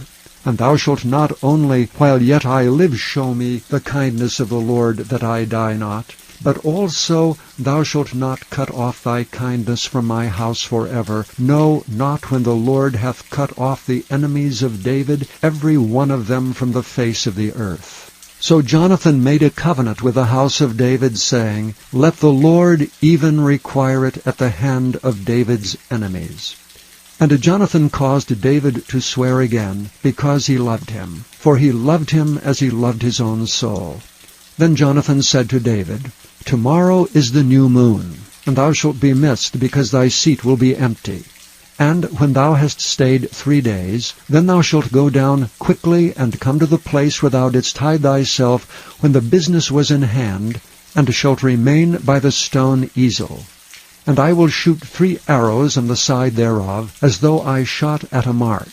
And behold, I will send a lad, saying, Go, find out the arrows. If I expressly say unto the lad, Behold, the arrows are on this side of thee, take them, then come thou, for there is peace to thee, and no hurt, as the Lord liveth. But if I say thus unto the young man, Behold, the arrows are beyond thee, go thy way, for the Lord hath sent thee away. And as touching the matter which thou and I have spoken of, behold, the Lord be between thee and me forever. So David hid himself in the field, and when the new moon was come, the king sat him down to eat meat. And the king sat upon his seat, as at other times, even upon a seat by the wall. And Jonathan arose, and Abner sat by Saul's side, and David's place was empty. Nevertheless Saul spake not anything that day, for he thought, Something hath befallen him. He is not clean. Surely he is not clean. And it came to pass on the morrow, which was the 2nd day of the month, that David's place was empty. And Saul said unto Jonathan his son, Wherefore cometh not the son of Jesse to meat, neither yesterday nor today? And Jonathan answered Saul, David earnestly asked leave of me to go to Bethlehem. And he said, Let me go, I pray thee, for our family hath a sacrifice in the city, and my brother, he hath commanded me to be there. And now, if I have found favor in thine eyes, let me go away, I pray thee, and see my brethren. Therefore he cometh not unto the king's table. Then Saul's anger was kindled against Jonathan, and he said unto him, Thou son of the perverse rebellious woman, do not I know that thou hast chosen the son of Jesse to thine own confusion, and unto the confusion of thy mother's nakedness? For as long as the son of Jesse liveth upon the ground, thou shalt not be established, nor thy kingdom. Wherefore now send and fetch him unto me, for he shall surely die. And Jonathan answered Saul his father, and said unto him, Wherefore shall he be slain? What hath he done? And Saul cast a javelin at him to smite him, whereby Jonathan knew that it was determined of his father to slay David. So Jonathan arose from the table in fierce anger, and did eat no meat the 2nd day of the month. For he was grieved for David, because his father had done him shame. And it came to pass in the morning that Jonathan went out into the field at the time appointed with David, and a little lad with him.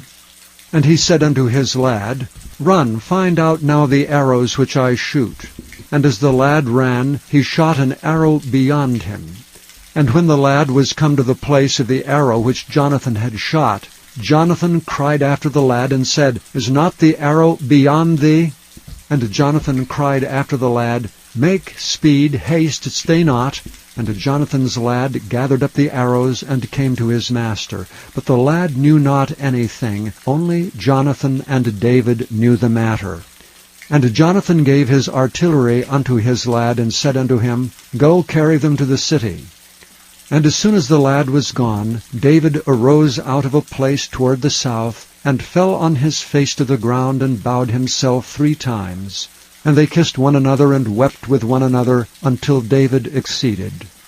And Jonathan said to David, Go in peace, forasmuch as we have sworn both of us in the name of the Lord, saying, The Lord be between me and thee, and between my seed and thy seed forever.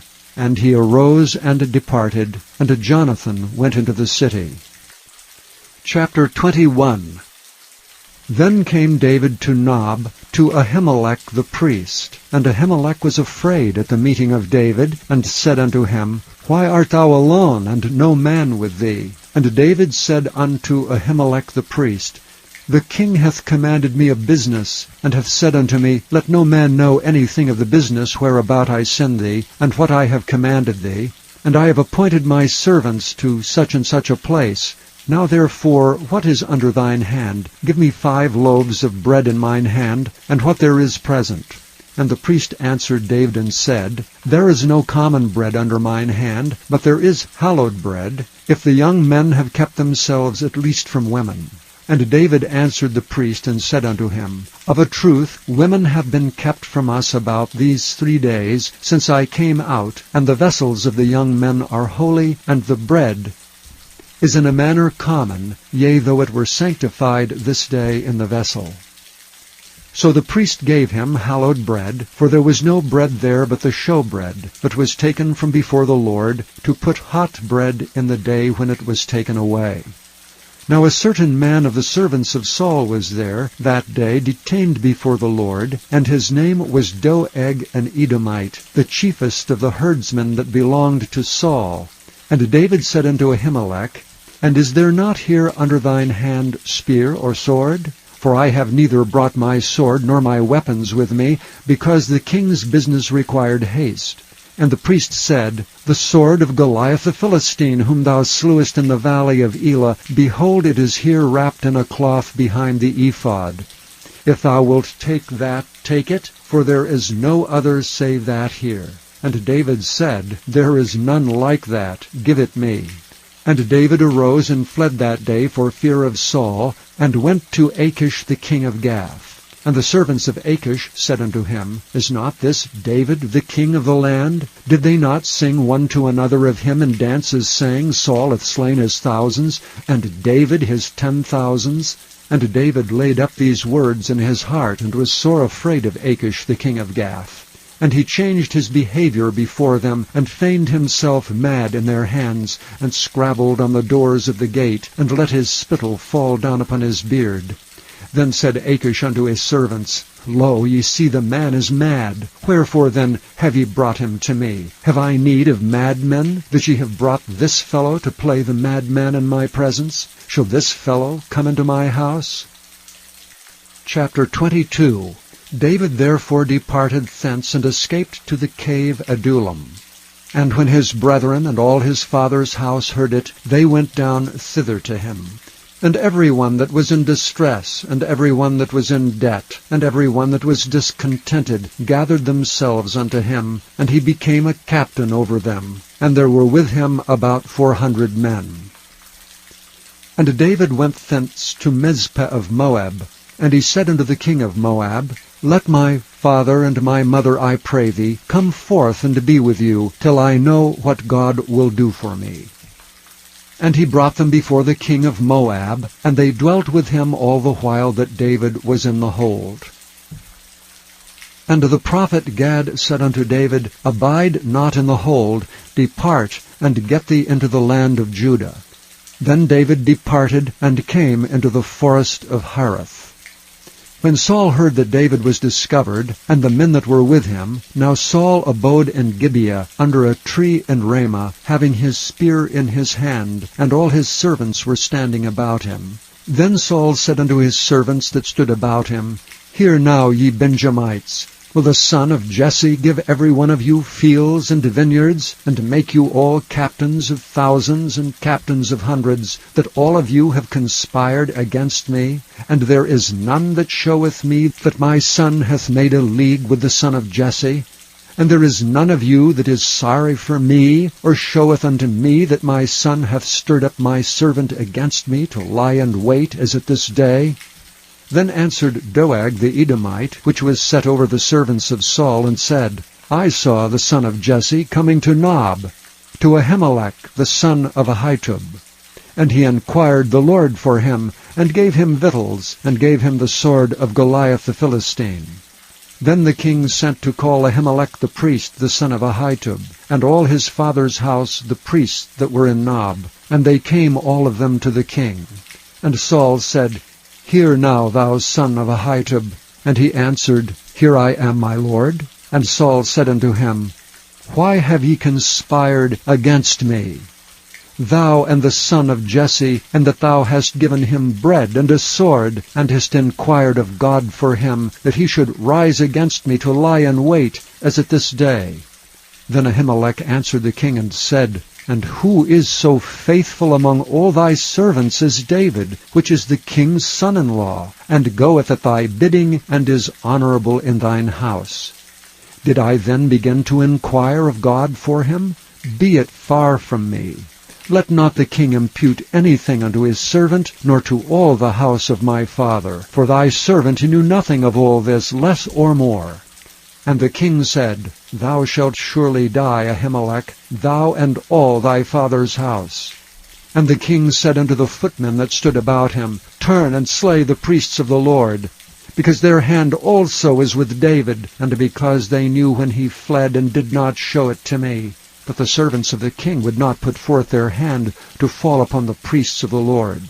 And the king said to Doeg, Turn thou and fall upon the priests. And Doeg the Edomite turned and fell upon the priests, and slew on that day 75 persons that did wear a linen ephod. And Nob, the city of the priests, smote he with the edge of the sword, both men and women, children and sucklings, and oxen and asses and sheep, with the edge of the sword.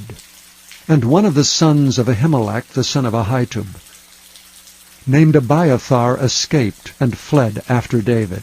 And Abiathar showed David that Saul had slain the Lord's priests. And David said unto Abiathar, I knew it that day, when Doeg the Edomite was there, that he would surely tell Saul, I have occasioned the death of all the persons of thy father's house. Abide thou with me, fear not, for he that seeketh my life seeketh thy life. But with me thou shalt be in safeguard. Chapter 23. Then they told David, saying, Behold, the Philistines fight against Keilah, and they robbed the threshing floors. Therefore David inquired of the Lord, saying, Shall I go and smite these Philistines? And the Lord said unto David, Go and smite the Philistines, and save Keilah. And David's men said unto him, Behold, we be afraid here in Judah. How much more then if we come to Keilah, against the armies of the Philistines? Then David inquired of the Lord yet again, and the Lord answered him and said, Arise, go down to Keilah, for I will deliver the Philistines into thine hand. So David and his men went to Keilah, and fought with the Philistines, and brought away their cattle, and smote them with a great slaughter. So David saved the inhabitants of Keilah. And it came to pass, when Abiathar the son of Ahimelech fled to David, to Keilah, that he came down with an ephod in his hand. And it was told Saul that David was come to Keilah. And Saul said, God hath delivered him into mine hand, for he is shut in by entering into a town that hath gates and bars. And Saul called all the people together to war, to go down to Keilah, to besiege David and his men. And David knew that Saul secretly practiced mischief against him. And he said to Abiathar the priest, Bring hither the ephod. Then said David, O Lord God of Israel, thy servant hath certainly heard that Saul seeketh to come to Keilah to destroy the city for my sake. Will the men of Keilah deliver me up into his hand? Will Saul come down as thy servant hath heard? O Lord God of Israel, I beseech thee, tell thy servant. And the Lord said, He will come down. Then said David, Will the men of Keilah deliver me and my men into the hand of Saul? And the Lord said, They will deliver thee up. Then David and his men, which were about 600, arose and departed out of Keilah, and went whithersoever they could go. And it was told Saul that David was escaped from Keilah, and he forbare to go forth. And David abode in the wilderness and strongholds, and remained in a mountain in the wilderness of Ziph. And Saul sought him every day, but God delivered him not into his hand. And David saw that Saul was come out to seek his life, and David was in the wilderness of Ziph in a wood. And Jonathan, Saul's son, arose and went to David into the wood, and strengthened his hand in God. And he said unto him, Fear not, for the hand of Saul my father shall not find thee, and thou shalt be king over Israel, and I shall be next unto thee, and that also Saul my father knoweth. And they two made a covenant before the Lord, and David abode in the wood, and Jonathan went to his house. Then came up the Ziphites to Saul to Gibeah, saying, Doth not David hide himself with us in strongholds, in the wood, in the hill of Hachilah, which is on the south of Jeshimon? Now therefore, O king, come down according to all the desire of thy soul to come down, and our part shall be to deliver him into the king's hand. And Saul said, Blessed be ye of the Lord, for ye have compassion on me. Go, I pray you, prepare yet, and know and see his place where his haunt is, and who hath seen him there. For it is told me that he dealeth very subtly. See therefore, and take knowledge of all the lurking places where he hideth himself, and come ye again to me with a certainty, and I will go with you. And it shall come to pass, if he be in the land, that I will search him out throughout all the thousands of Judah. And they arose and went to Ziph before Saul. But David and his men were in the wilderness of Maon, in the plain on the south of Jeshimon. Saul also and his men went to seek him.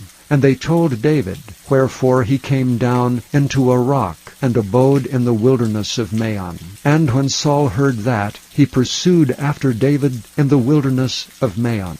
And Saul went on this side of the mountain, and David and his men on that side of the mountain. And David made haste to get away for fear of Saul. For Saul and his men compassed David and his men round about to take them.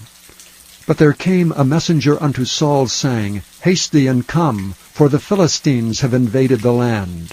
Wherefore Saul returned from pursuing after David, and went against the Philistines. Therefore they call that place Selahem Melekoth. And David went up from thence, and dwelt in the strongholds at Engedi. Chapter 24.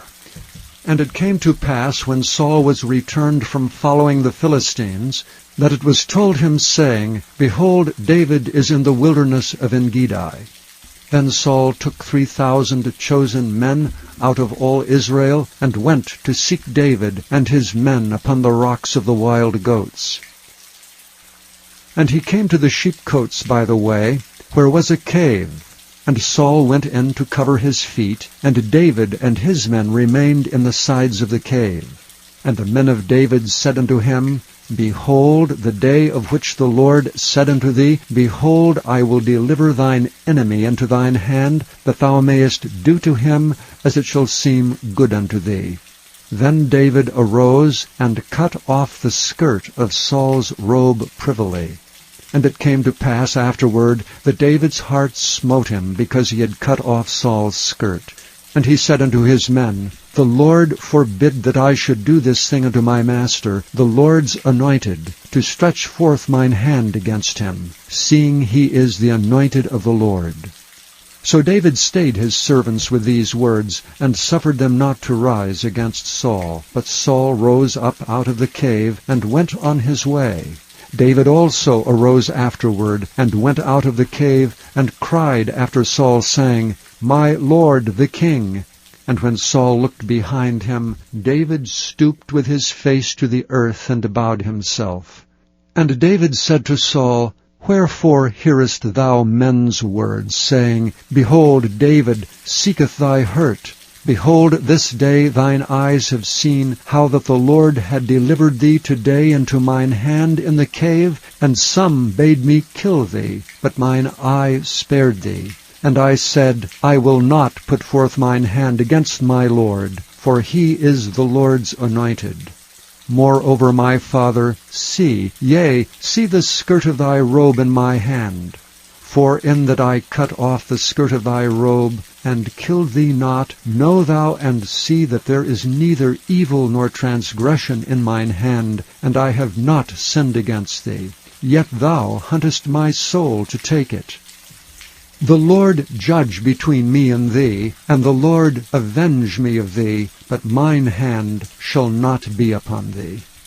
As saith the proverb of the ancients, wickedness proceedeth from the wicked, but mine hand shall not be upon thee. After whom is the king of Israel come out? After whom dost thou pursue? After a dead dog, after a flea. The Lord therefore be judge, and judge between me and thee, and see and plead my cause, and deliver me out of thine hand. And it came to pass, when David had made an end of speaking these words unto Saul, that Saul said, Is this thy voice, my son David? And Saul lifted up his voice and wept. And he said to David, Thou art more righteous than I, for thou hast rewarded me good, whereas I have rewarded thee evil. And thou hast showed this day how that thou hast dealt well with me, forasmuch as when the Lord had delivered me into thine hand, thou killedst me not. For if a man find his enemy, will he let him go well away? Wherefore the Lord reward thee good, for that thou hast done unto me this day. For now, behold, I know well that thou shalt surely be king, and that the kingdom of Israel shall be established in thine hand. Swear now therefore unto me by the Lord, that thou wilt not cut off my seed after me, and that thou wilt not destroy my name out of my father's house. And David sware unto Saul, and Saul went home. But David and his men gat them up unto the hold. Chapter 25. And Samuel died, and all the Israelites were gathered together, and lamented him, and buried him in his house at Ramah. And David arose, and went down to the wilderness of Paran. And there was a man in Maon, whose possessions were in Carmel. And the man was very great, and he had 3,000 sheep and 1,000 goats, and he was shearing his sheep in Carmel. Now the name of the man was Nabal, and the name of his wife Abigail. And she was a woman of good understanding, and of a beautiful countenance. But the man was churlish and evil in his doings, and he was of the house of Caleb. And David heard in the wilderness that Nabal did shear his sheep. And David sent out 10 young men. And David said unto the young men, Get you up to Carmel, and go to Nabal, and greet him in my name. And thus shall ye say to him that liveth in prosperity, Peace be both to thee, and peace be to thine house, and peace be unto all that thou hast. And now I have heard that thou hast shearers. Now thy shepherds which were with us, we hurt them not, neither was there aught missing unto them all the while they were in Carmel. Ask thy young men, and they will show thee. Wherefore let the young men find favor in thine eyes. For we come in a good day. Give, I pray thee, whatsoever cometh to thine hand unto thy servants and to thy son David. And when David's young men came, they spake to Nabal according to all those words in the name of David, and ceased. And Nabal answered David's servants and said, Who is David, and who is the son of Jesse? There be many servants nowadays that break away, every man from his master. Shall I then take my bread and my water and my flesh that I have killed for my shearers, and give it unto men whom I know not whence they be? So David's young men turned their way, and went again, and came, and told him all those sayings. And David said unto his men, Gird ye on every man his sword.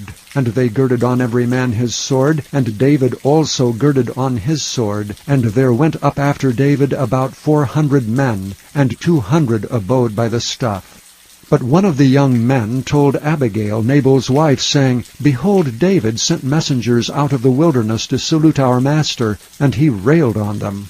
But the men were very good unto us, and we were not hurt, neither missed we anything, as long as we were conversant with them when we were in the fields. They were a wall unto us both by night and day, all the while we were with them keeping the sheep. Now therefore know and consider what thou wilt do, for evil is determined against our master and against all his household. For he is such a son of Belial that a man cannot speak to him. Then Abigail made haste, and took 200 loaves, and 2 bottles of wine, and 5 sheep ready dressed, and 5 measures of parched corn, and 100 clusters of raisins, and 200 cakes of figs, and laid them on asses. And she said unto her servants, Go on before me, behold, I come after you. But she told not her husband Nabal. And it was so, as she rode on the ass, that she came down by the covert of the hill, and behold, David and his men came down against her, and she met them. Now David had said, Surely in vain have I kept all that this fellow hath in the wilderness, so that nothing was missed of all that pertained unto him, and he hath requited me evil for good. So and more also do God unto the enemies of David, if I leave of all that pertain to him by the morning light any that pisseth against the wall. And when Abigail saw David, she hasted and lighted off the ass, and fell before David on her face, and bowed herself to the ground, and fell at his feet, and said, Upon me, my lord, upon me let this iniquity be, and let thine handmaid, I pray thee, speak in thine audience, and hear the words of thine handmaid.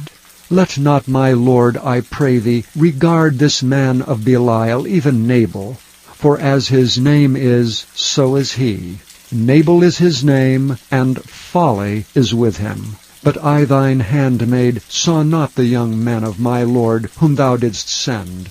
Now therefore, my lord, as the Lord liveth, and as thy soul liveth, seeing the Lord hath withholden thee from coming to shed blood, and from avenging thyself with thine own hand, now let thine enemies, and they that seek evil to my lord, be as Nabal. And now this blessing which thine handmaid hath brought unto my lord, let it even be given unto the young men that follow my lord.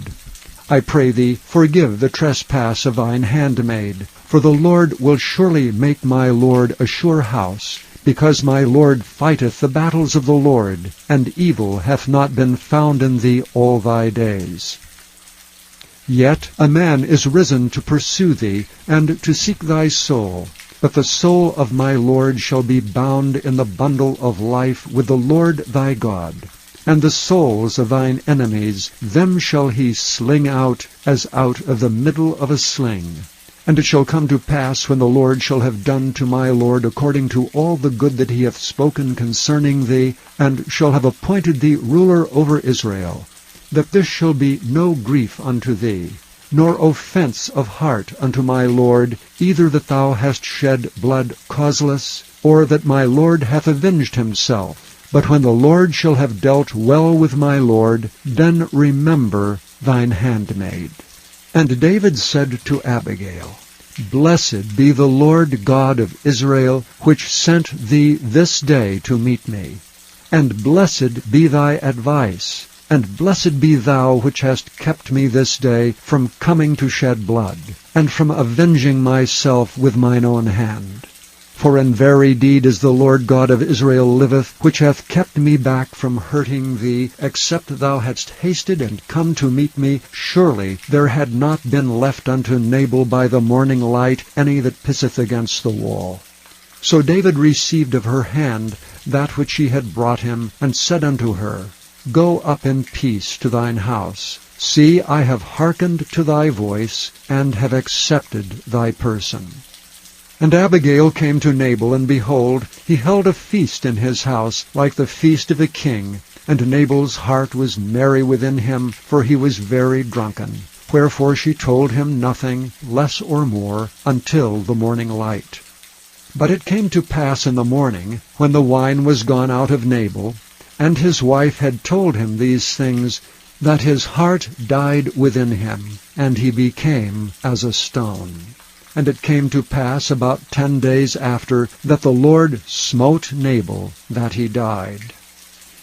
And when David heard that Nabal was dead, he said, Blessed be the Lord, that hath pleaded the cause of my reproach from the hand of Nabal, and hath kept his servant from evil. For the Lord hath returned the wickedness of Nabal upon his own head. And David sent and communed with Abigail, to take her to him to wife.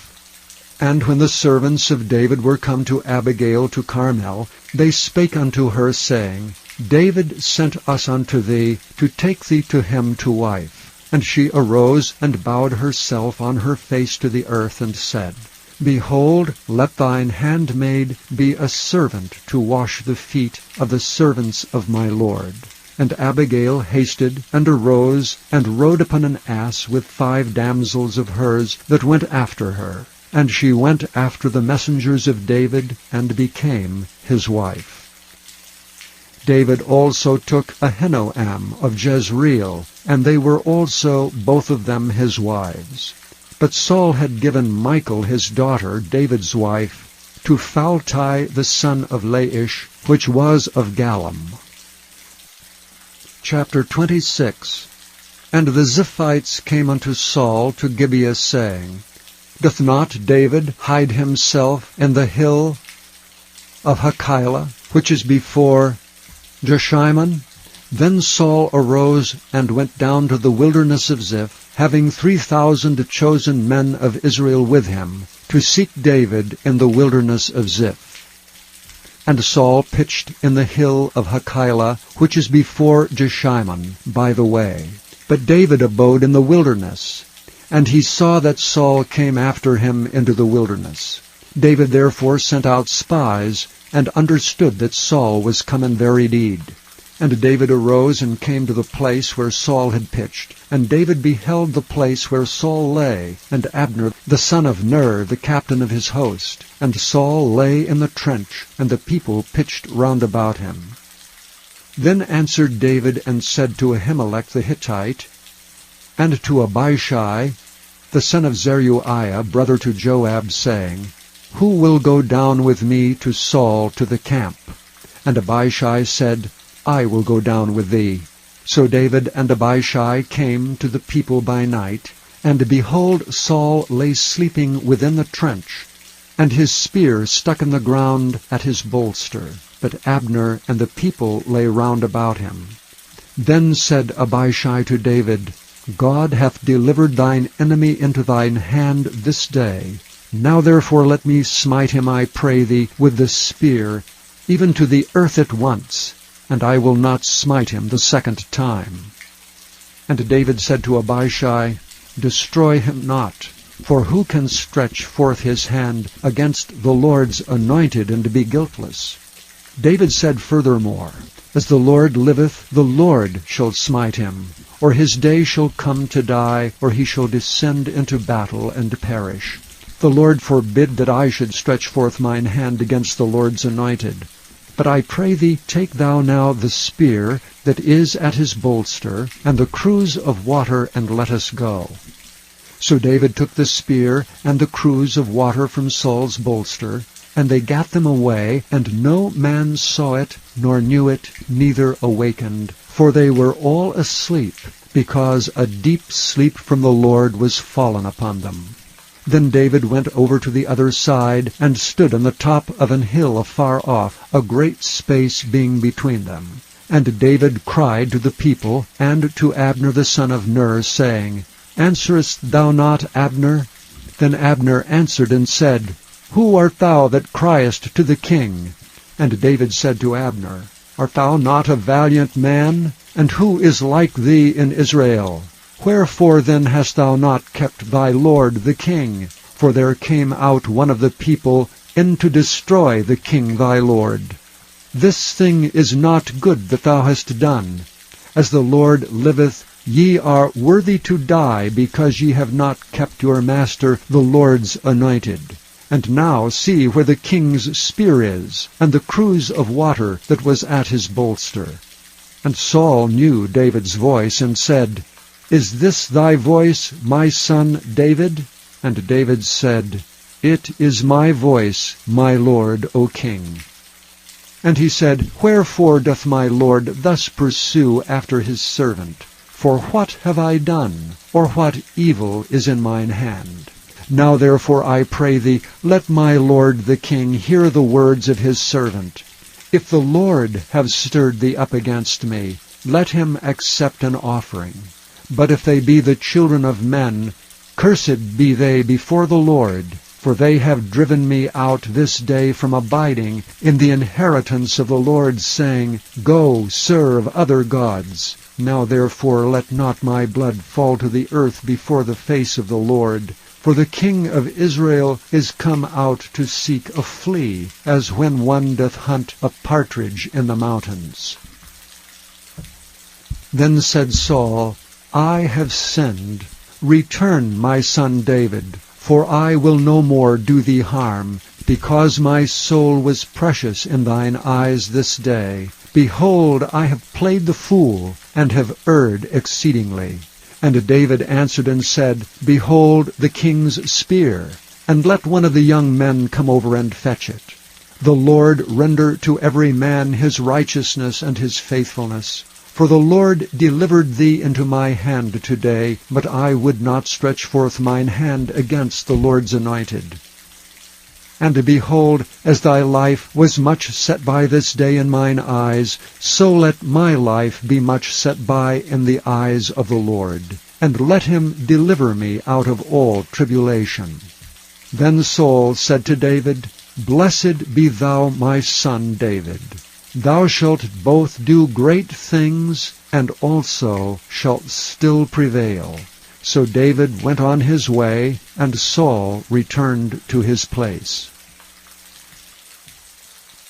Chapter 27. And David said in his heart, I shall now perish one day by the hand of Saul. There is nothing better for me than that I should speedily escape into the land of the Philistines. And Saul shall despair of me to seek me any more in the coast of Israel. So shall I escape out of his hand. And David arose, and he passed over with 600 men that were with him, unto Achish the son of Maoch, king of Gath. And David dwelt with Achish at Gath, he and his men, every man with his household, even David with his 2 wives, Ahinoam the Jezreelitess, and Abigail the Carmelitess, Nabal's wife. And it was told Saul that David was fled to Gath, and he sought no more again for him. And David said unto Achish, If I have now found grace in thine eyes, let them give me a place in some town in the country, that I may dwell there. For why should thy servant dwell in the royal city with thee? Then Achish gave him Ziklag that day, wherefore Ziklag pertaineth unto the kings of Judah unto this day. And the time that David dwelt in the country of the Philistines was a full year and 4 months. And David and his men went up and invaded the Geshurites, and the Gezrites, and the Amalekites. For these nations were of old the inhabitants of the land, as thou goest to Shur, even unto the land of Egypt. And David smote the land, and left neither man nor woman alive, and took away the sheep, and the oxen, and the asses, and the camels, and apparel, and returned, and came to Achish. And Achish said, Whither have ye made a road today? And David said, Against the south of Judah, and against the south of the Jerahmeelites, and against the south of the Kenites. And David saved neither man nor woman alive, to bring tidings to Gath, saying, Lest they should tell on us, saying, So did David, and so will be his manner all the while he dwelleth in the country of the Philistines. And Achish believed David, saying, He hath made his people Israel utterly to abhor him. Therefore he shall be my servant forever. Chapter 28. And it came to pass in those days that the Philistines gathered their armies together for warfare to fight with Israel. And Achish said unto David, Know thou assuredly that thou shalt go out with me to battle, thou and thy men. And David said to Achish, Surely thou shalt know what thy servant can do. And Achish said to David, Therefore will I make thee keeper of mine head forever. Now Samuel was dead, and all Israel had lamented him, and buried him in Ramah, even in his own city. And Saul had put away those that had familiar spirits, and the wizards out of the land. And the Philistines gathered themselves together, and came and pitched in Shunem. And Saul gathered all Israel together, and they pitched in Gilboa. And when Saul saw the host of the Philistines, he was afraid, and his heart greatly trembled. And when Saul inquired of the Lord answered him not, neither by dreams, nor by Urim, nor by prophets. Then said Saul unto his servants, Seek me a woman that hath a familiar spirit, that I may go to her and inquire of her. And his servants said to him, Behold, there is a woman that hath a familiar spirit at Endor. And Saul disguised himself, and put on other raiment. And he went, and 2 men with him, and they came to the woman by night. And he said, I pray thee, divine unto me by the familiar spirit, and bring me him up, whom I shall name unto thee. And the woman said unto him, Behold, thou knowest what Saul hath done, how he hath cut off those that have familiar spirits, and the wizards out of the land. Wherefore then layest thou a snare for my life, to cause me to die? And Saul sware to her by the Lord, saying, As the Lord liveth, there shall no punishment happen to thee for this thing. Then said the woman, Whom shall I bring up unto thee? And he said, Bring me up Samuel. And when the woman saw Samuel, she cried with a loud voice. And the woman spake to Saul, saying, Why hast thou deceived me? For thou art Saul. And the king said unto her, Be not afraid, for what sawest thou? And the woman said unto Saul, I saw gods ascending out of the earth. And he said unto her, What form is he of? And she said, An old man cometh up, and he is covered with a mantle. And Saul perceived that it was Samuel. And he stooped with his face to the ground, and bowed himself. And Samuel said to Saul, Why hast thou disquieted me to bring me up? And Saul answered, I am sore distressed, for the Philistines make war against me, and God is departed from me, and answereth me no more, neither by prophets, nor by dreams. Therefore I have called thee, that thou mayest make known unto me what I shall do. Then said Samuel, Wherefore then dost thou ask of me, seeing the Lord is departed from thee, and is become thine enemy? And the Lord hath done to him as he spake by me. For the Lord hath rent the kingdom out of thine hand, and given it to thy neighbor, even to David. Because thou obeyedst not the voice of the Lord, nor executedst his fierce wrath upon Amalek. Therefore hath the Lord done this thing unto thee this day. Moreover the Lord will also deliver Israel with thee into the hand of the Philistines. And tomorrow shalt thou and thy sons be with me. The Lord also shall deliver the host of Israel into the hand of the Philistines. Then Saul fell straightway all along the earth, and was sore afraid because of the words of Samuel. And there was no strength in him, for he had eaten no bread all the day, nor all the night. And the woman came unto Saul, and saw that he was sore troubled, and said unto him, Behold, thine handmaid hath obeyed thy voice, and I have put my life in my hand, and have hearkened unto thy words, which thou speakest unto me. Now therefore I pray thee, hearken thou also unto the voice of thine handmaid, and let me set a morsel of bread before thee, and eat, that thou mayest have strength when thou goest on thy way. But he refused and said, I will not eat. But his servants together with the woman compelled him, and he hearkened unto their voice. So he arose from the earth and sat upon the bed. And the woman had a fat calf in the house, and she hasted and killed it, and took flour, and kneaded it, and did bake unleavened bread thereof. And she brought it before Saul, and before his servants, and they did eat. Then they rose up, and went away that night. Chapter 29. Now the Philistines gathered together all their armies to Aphek, and the Israelites pitched by a fountain which is in Jezreel. And the lords of the Philistines passed on by hundreds and by thousands, but David and his men passed on in the rearward with Achish. Then said the princes of the Philistines, What do these Hebrews here? And Achish said unto the princes of the Philistines, Is not this David the servant of Saul, the king of Israel, which hath been with me these days, or these years? And I have found no fault in him, since he fell unto me unto this day? And the princes of the Philistines were wroth with him. And the princes of the Philistines said unto him, Make this fellow return, that he may go again to his place which thou hast appointed him, and let him not go down with us to battle, lest in the battle he be an adversary to us. And wherewith should he reconcile himself unto his master? Should it not be with the heads of these men? Is not this David, of whom they sang one to another in dances, saying, Saul slew his thousands, and David his 10,000s? Then Achish called David, and said unto him, Surely as the Lord liveth, thou hast been upright, and thy going out and thy coming in with me in the host is good in my sight. For I have not found evil in thee since the day of thy coming unto me unto this day. Nevertheless the Lord's favour thee not.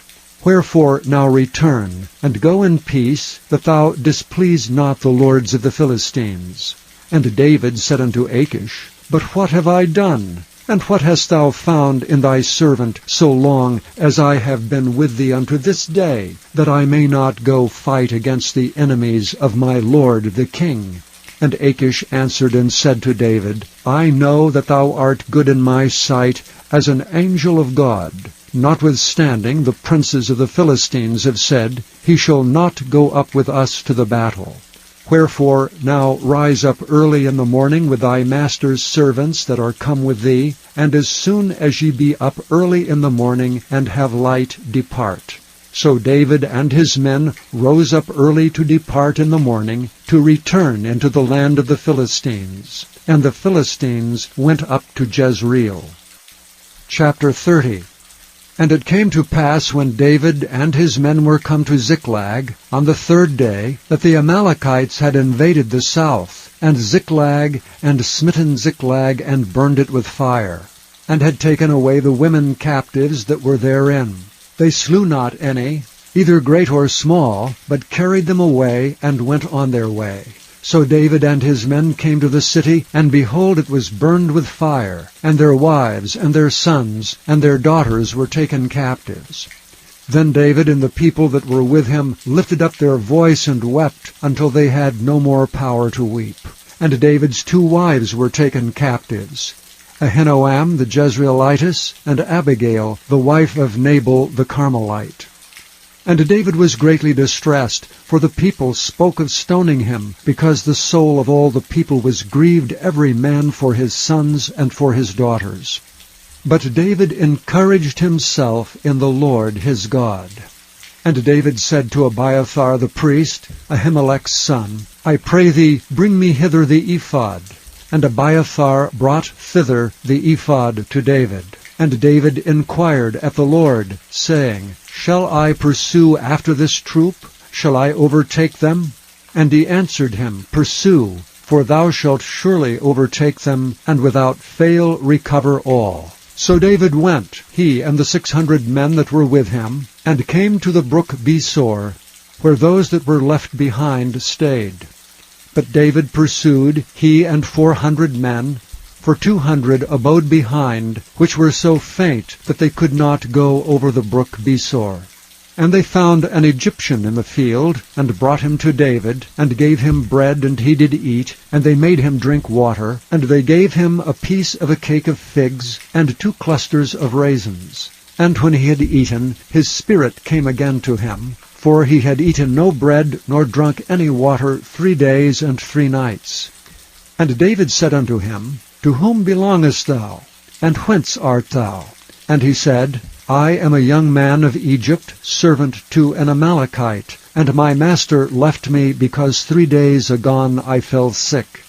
We made an invasion upon the south of the Kerethites, and upon the coast which belongeth to Judah, and upon the south of Caleb, and we burned Ziklag with fire. And David said to him, Canst thou bring me down to this company? And he said, Swear unto me by God that thou wilt neither kill me, nor deliver me into the hands of my master, and I will bring thee down to this company. And when he had brought him down, behold, they were spread abroad upon all the earth, eating and drinking and dancing, because of all the great spoil they had taken out of the land of the Philistines, and out of the land of Judah, even unto the evening of the next day. And there escaped not a man of them, save 400 young men, which rode upon camels and fled.